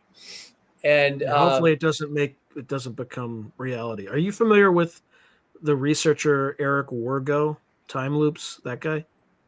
No, I'm not familiar with him. He does a long history in this book called Time Loops about precognition and people who predicted events inadvertently in literature and things like that. I'm just hoping that because you're right, this is the perfect setup. Part of my novel is already turning into prophetic. If you say there are orbs now over Washington, D.C., that's in the novel.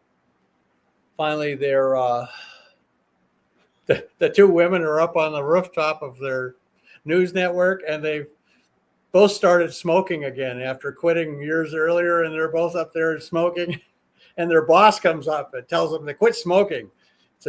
She says it's a bad influence on the rest of the people. And his name's Manny Berkowitz. And they say, Manny, if we live long enough to get lung cancer, we'll consider that success.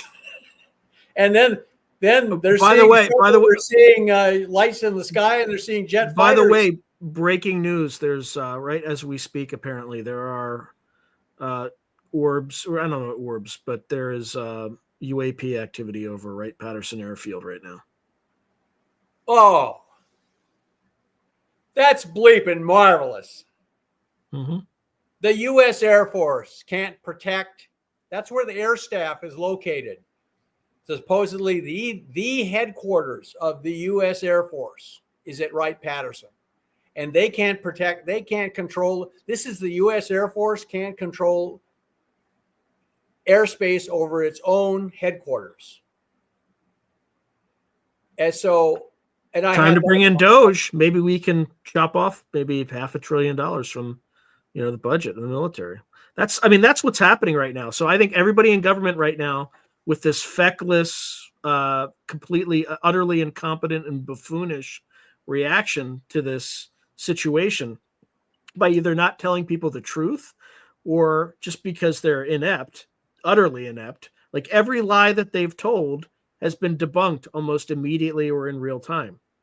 So what they're doing right now, and I don't think they realize it, is the permanent bureaucrats who are in power, who are mismanaging this thing, are spelling their own demise, because people are going to look at this. They're going to look at the response to COVID, and they're just going to say, you want to cut 50% of the defense budget? Go ahead. Sounds like a good idea to me. Fewer taxes for me. Sounds good. We're not getting our money's worth if they can't control the airspace over Wright-Patterson Air Force Base. John, they can't even control the narrative. No. And that's and by the way, like I said, that's what happens in the novel. They're standing on the rooftop arguing with their boss about him, that they both started smoking. And then they start seeing lights in the sky over DC, and jet fighters suddenly arrive and are chasing them. And so they said, well, okay, Manny. they dash out their cigarettes, and we see your point. And they get down inside the building again. And but their attempts on both their lives before the thing is done, and the government, the secret government is being pressured by the ETs. This is This is like the Israeli Air Force overflying Beirut and making sonic booms, just to remind everybody in Beirut who controls the airspace over Lebanon. And when there was an attempted coup in Manila, I think it was 1979, the U.S. Air Force, from a local air base they had in the Philippines, rolled all its jet fighters out and had them just fly over Manila to remind, and what they did is they convinced the troops who were trying to take over the government from Cory Aquino that they should just go home to their barracks.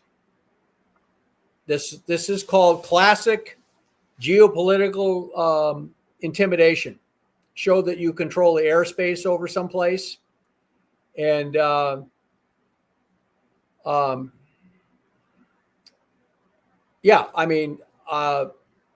way this ended in Washington, D.C. in 1952 is they finally just had jet fighters up there with a shoot on sight order, and they opened fire on the, they apparently shot a chunk off of one UFO, and the UFO activity all stopped. The United States government finally raised the ante in the poker game high enough that the aliens didn't want to play anymore. And, the best way to win a war, according to Sun Tzu, is to intimidate your enemies and persuade them that resistance is futile.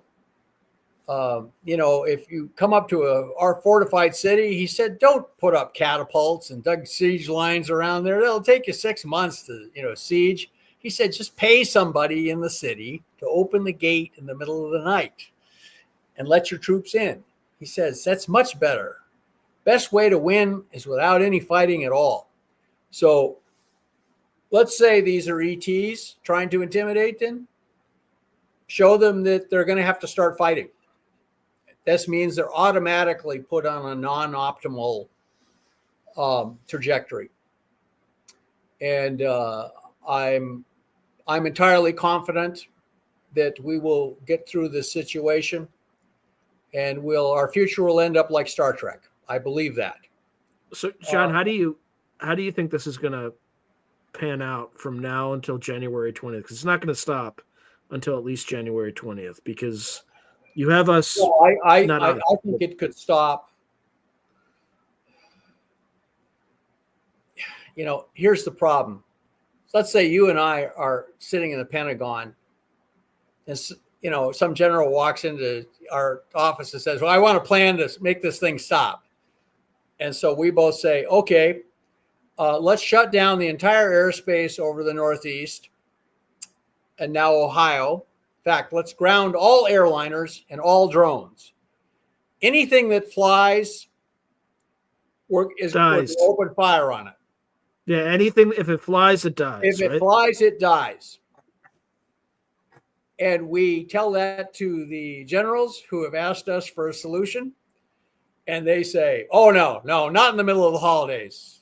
We can't shut down air traffic. I mean, it's vacation season. I mean, they immediately say, oh, no, we can't do that. But remember, after 9/11. January 2nd, maybe? Maybe January 2nd.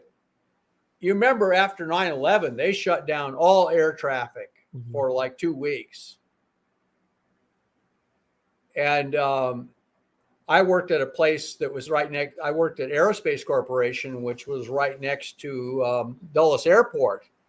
And we were so used to this continual drone of jet airliners taking off and landing that suddenly the silence was so eerie.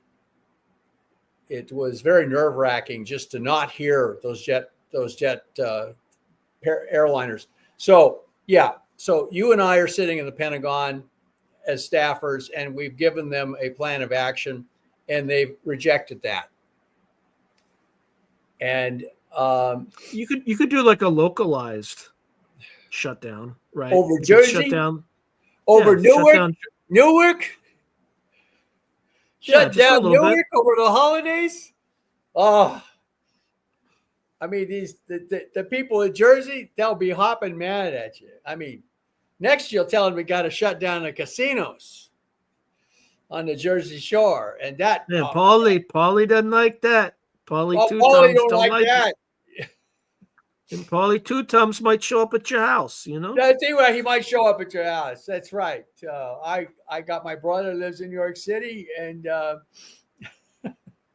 I said, what do you hear out of Jersey? And he says, I don't hear nothing. It's very strange, he says.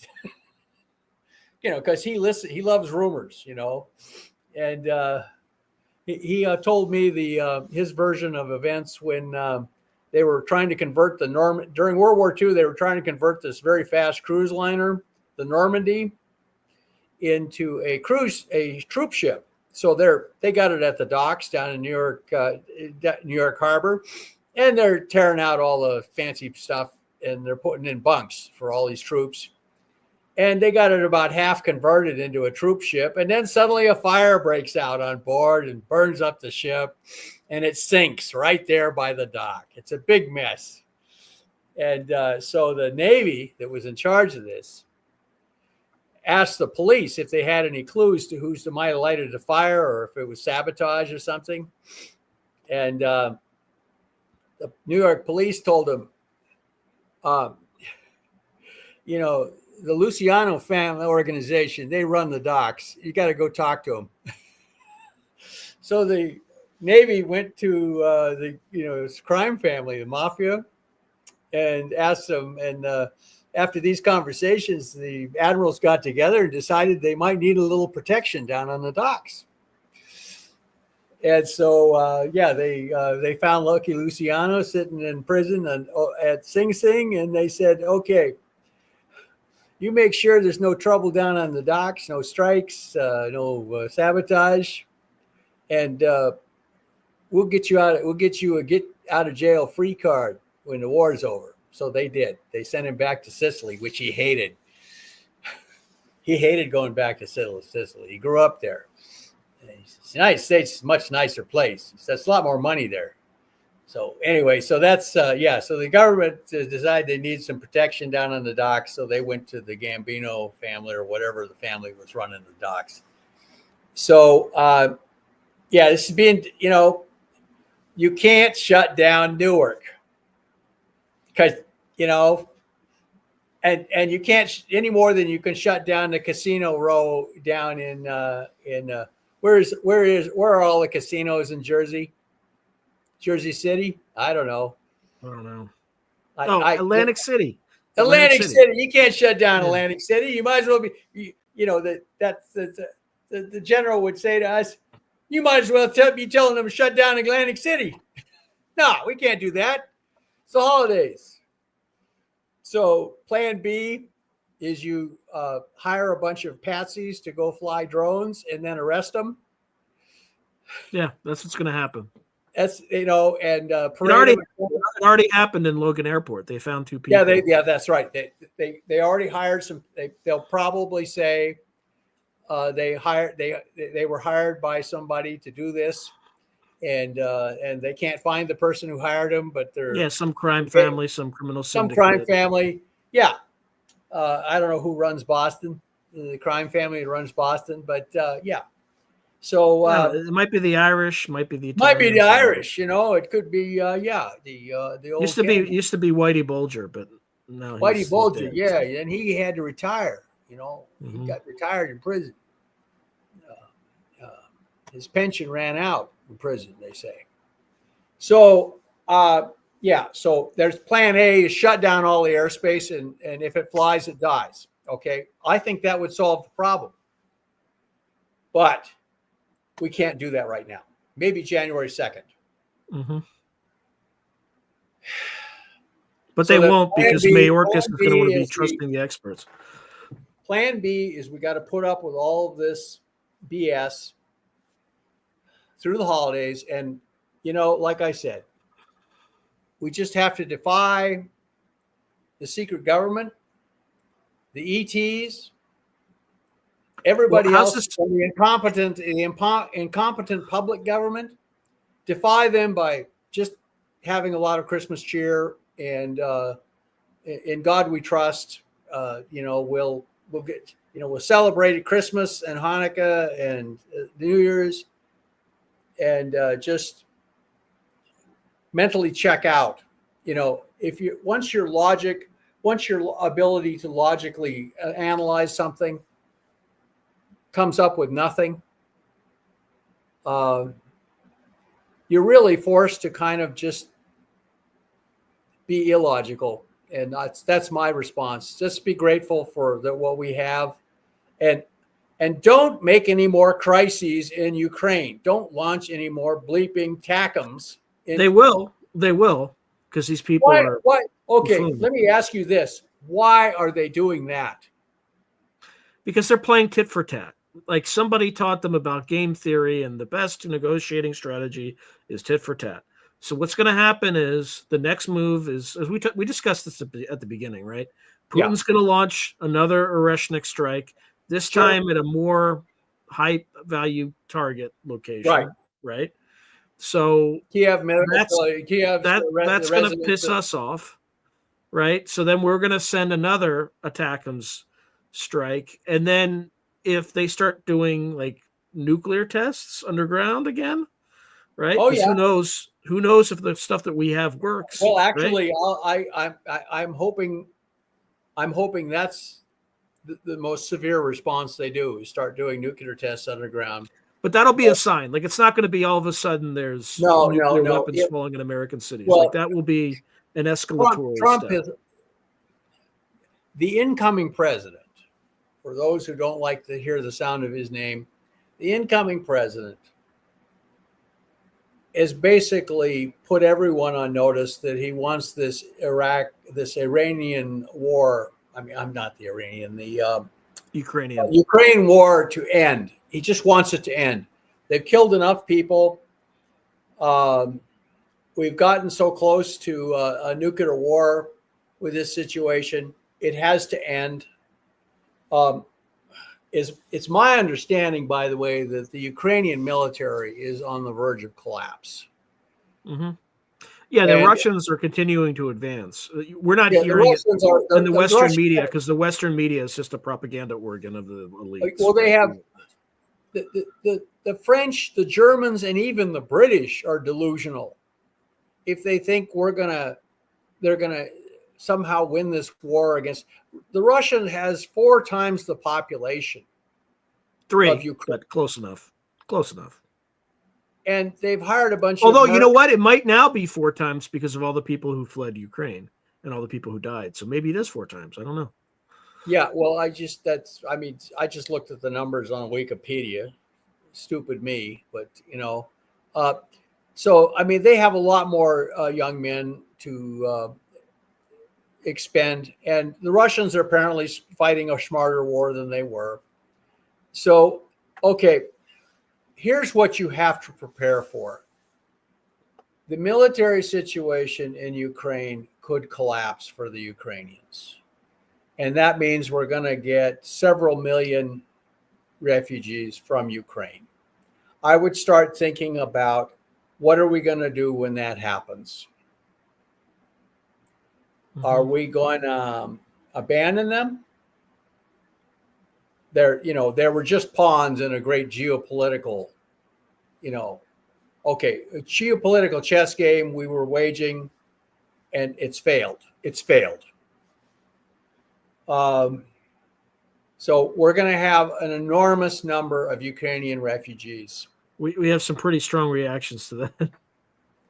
Well, Mayorkas already let in 8 million of them, many of whom were criminals. Well, actually, they're all criminals because their first fundamental act on American soil was to break the law by coming here.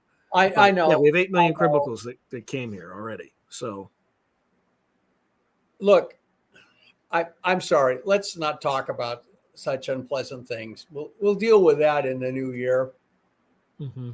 But that's coming, I'm afraid, you guys. And you guys are going to have to figure out what to do about it. So are the Syrians, too. Because when ISIS takes over and they start chopping off people's heads, you're going to have a renewed migrant crisis out of Syria. There's a large Christian population. This seals the death sentence for just about every Christian in, not to mention the Druze. Mm-hmm. And, there's these weird... The Shiites, well, at least they can go to Lebanon, Mm-hmm.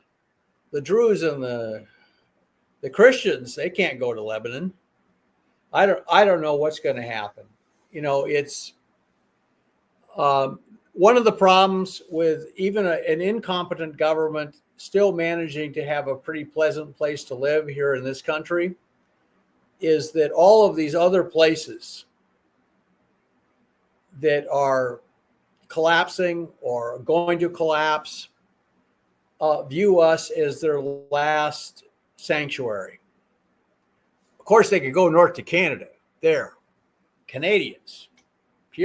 Ask Pierre Trudeau what he will do. Justin Castro. Trudeau. Yeah. Yes. Mr. Castro Trudeau. Mm-hmm. So, for a long time, people pointed at Canada as an example of what this country could have been if things were run in a more orderly and tidy manner. And not anymore. No, with Trudeau in charge. So there's plenty of incompetence to go around in the Western democracies. By the way, I not to mention my novel again. One of the nice things about my novel, the forces of good in my novel are barely competent. But the forces of evil are grossly incompetent. They finally decide to kill the main heroine, the Asian American, and instead they blow up the parking attendant who has long black hair like hers, and so I have this scene later in the hospital. She after she does her broadcast showing that she's still alive, she then faints, and they discover that there's little pieces of shrapnel in her back, and she's actually bleeding under her bomber jacket. So they take her to the hospital, and they're picking little pieces of shrapnel out of her, including one larger piece out of one of the cheeks of her buttocks. And so she's lying there with no clothes on on a table while the emergency guy picks all these pieces of metal out of her. And it's very minor. And her friend, the blonde, is sitting there watching all of this and flirting with the doctor, of course. And finally, Cassandra Chen says to the blonde, she says, "How do things look back there?" She said, "We're talking my major asset back there." And the blonde says, "Great muscle tone on that Tushy." So they managed to escape that assassination attempt. And so anyway, the book has a happy ending, sort of. And but anyway, so you'll see me on X mentioning this Morningstar scenario. And one of the reasons I'm doing it is I'm dropping depth charges. That if anybody in the basement of the White House, basement office of the White House, where 4 people meet to run the country, thinks that they can get away with some crazy scheme to prevent inauguration, all they'll have to do is look on X and see that this is already being discussed. You can't do it. You can't do what's that? You also have 20 million veterans that just wouldn't let that happen. Oh, yeah. If they try to do that, it will be crushed by loyalist forces loyal to Congress. And not only that, 20 million veterans will converge on Washington, D.C. and make the secret government put back everything the way it was. And then we will have an inauguration like we should have there. That's how this will end. You're going to see one picture I'm going to post and this happened in the novel, by the way. By 24 hours, the coup is being crushed. Well, actually, in the coup, the aliens had promised them to show up in the sky over Washington, D.C. to produce shock and awe to back up the coup, but it's cloudy. No one can see the aliens, and the aliens are afraid to come below the cloud deck because they know people will shoot at them, and their ships are made out of tinfoil. So the coup is crushed. And finally, by the morning, a naval squadron shows up with a whole bunch of Marines on the Potomac, and they have Navy fighters napalming parts of the mall where the troops in black are concentrated. And the troops in black are finally, there's one scene in the White House Rose Garden with all these troops in black. They're all shot to pieces. They're wounded. And the head of the UFO cover-up is escaping in a helicopter. He's getting ready to board a helicopter to escape. And people see him getting in this helicopter. And this one medic says, we're running out of supplies here. And we didn't plan well for this operation. And the head of the UFO cover-up points at the morning star, which is the planet Venus, which is rising above the horizon, and says, "Look, an alien mothership is coming to help us with reinforcements and medical supplies and ammunition. Just hold on a little bit longer." And he gets everybody who can stand in the Rose Garden looking at this longingly at the planet Venus rising in the horizon that they now think is an alien mothership come to help them. And then he gets on his helicopter and flies out of there. dodging tracer bullets as they fly over the Potomac, where the National Guard and forces from the loyalist forces in the Pentagon are now mounting a big counterattack. So I put that in there just because it was so ironic, So anyway, yeah, in the novel, the UFO cover-up, the attempted UFO government cover-up coup d'etat is absolutely crushed, and so it's a lot of them are on drugs, so they won't surrender. They have to be killed, and so anyway, so that's as close to a happy ending as I can. Hey, it's a science fiction novel. Somebody criticized. What's that? How do you think this thing escalates from now until the end of the year? Right? I mean, they're already flying over DC. I think they're going to see more and more sightings over DC, and they will have to do the inauguration remotely because because they can't guarantee the president or the new government's safety, but it'll still be the inauguration will still occur. It'll just occur virtually, and then we'll have a new government in place, and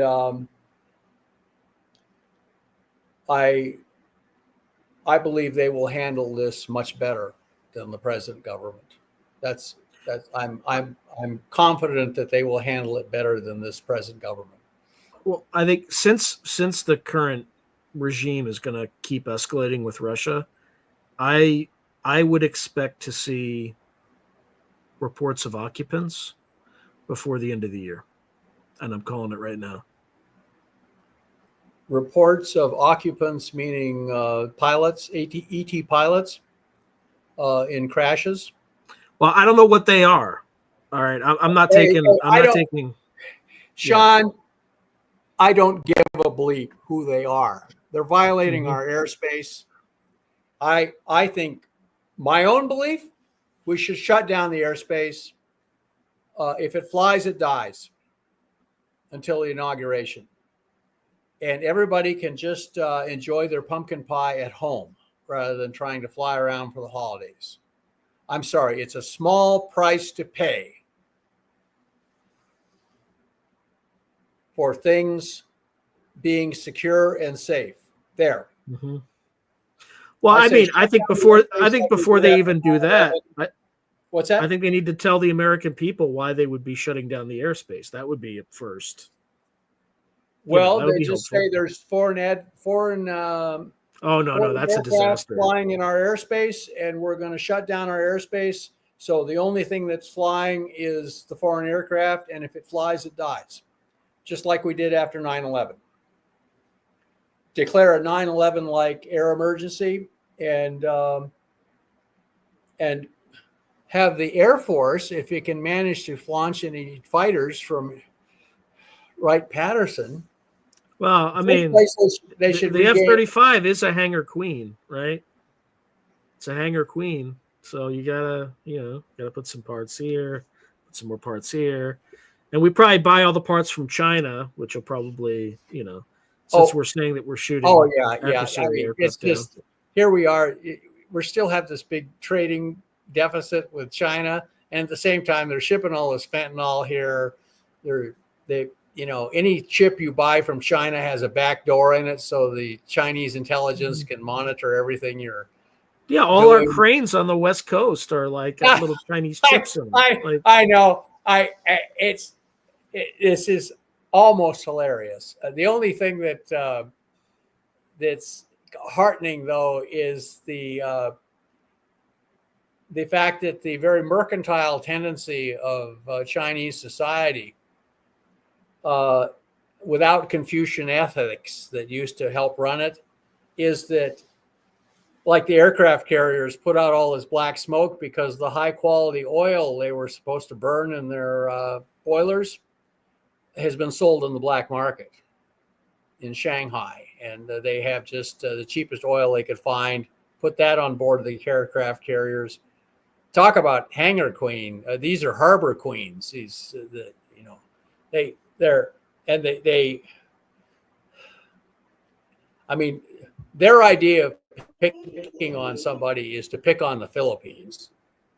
Mm-hmm. So they In showed Vietnam, Vietnam. Yeah, they're picking on the small fry. And the last time the Chinese military actually attempted to do something important, they invaded North Vietnam after the like 2 after the weeks. Vietnamese invaded.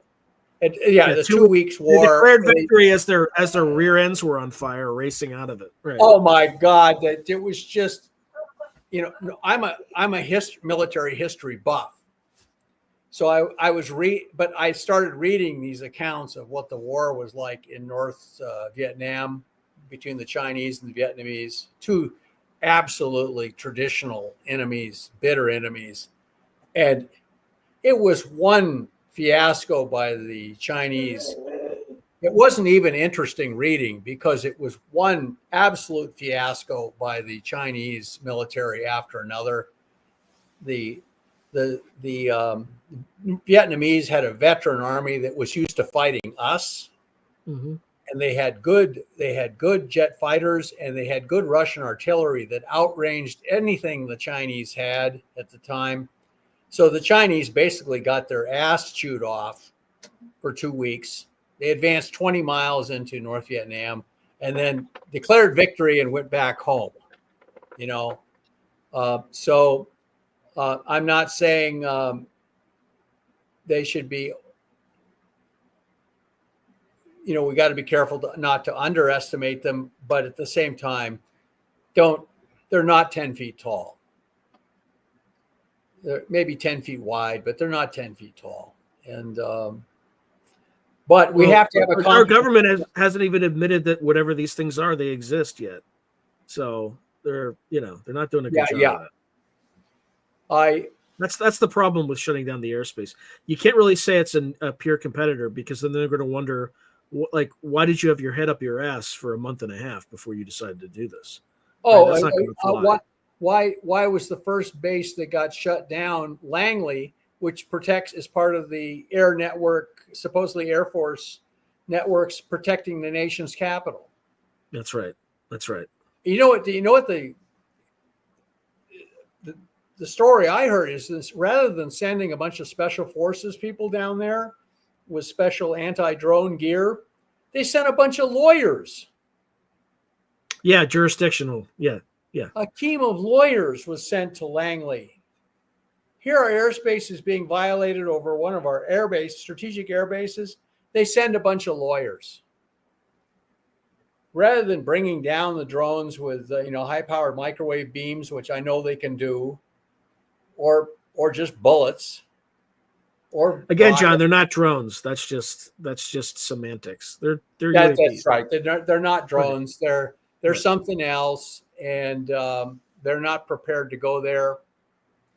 But I'd say we have to go there, just like in 1952. We're a lot stronger and more capable than we were in 1952. They're basically the same stuff. So once again, God rest ye merry, ladies and gentlemen. Any final words for the audience? What's that? Any final words for the audience? Yeah, don't think any scenario is crazy enough to happen, to be hatched in the basement of the White House at this point. And I would call your senators and congressmen or congresspeople and complain bitterly that they're spoiling the holidays by this display of incompetence, that if they have to shut down the nation's airspace to do it, solve this problem. And I don't care who's flying this stuff. Shut it down. If it flies, it dies. And everybody enjoy their pumpkin pie at home. And at the same time, I want this thing in Ukraine quiet. I don't want to worry about a nuclear war for my 3 children and my 2 grandchildren. I don't. I think things should be nice and calm for the holidays. Is that too much to ask? I mean, what does your audience think?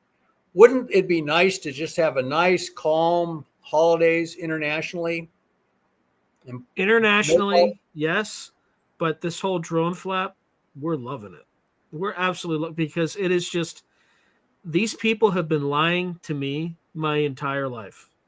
Since I was born, since the day I was born, nothing but lies, and now they're paying for it, and it is absolutely wonderful to watch. Just the incompetence, the embarrassment, like Pants on fire.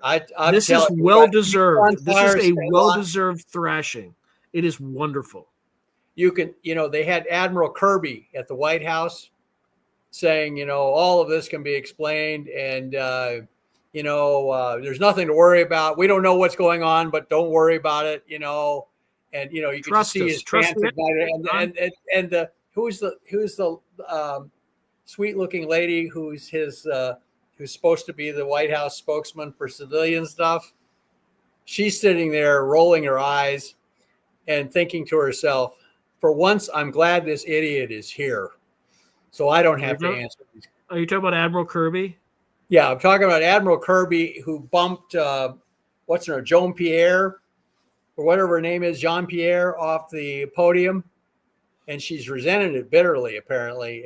But you could just see from her face that she says, for once, I'm glad he's here. So he can take the heat for this idiot. Idiot. Yeah, Admiral Clown Car Kirby. Like first, it's instead of me having to lie brazenly to the American public. So I say, God rest ye merry, ladies and gentlemen. Let nothing you dismay. Enjoy the holidays as an act of defiance. Yeah, all right, everyone. Of the secret have a happy holidays. The UFO Merry Christmas. People. Happy Hanukkah. Hanukkah. Wonderful holidays. And whatever Hanukkah. else you're offering to the serpent god Gore. I don't know. I'm just making stuff up. Who knows? Maybe Merry Christmas, and we can all agree on a Happy New Year. Happy New Year. All right. So thank you, everyone. Them's my final words. And beware the Morning Star scenario. Anyway. You have a wonderful holidays, Sean. And if I don't talk to you before the new year, have a wonderful holidays yourself with you and your family. You too, brother. Keep your head down and stay frosty. Stay frosty. Live long and prosper, all of you. And may God bless you and all keep you.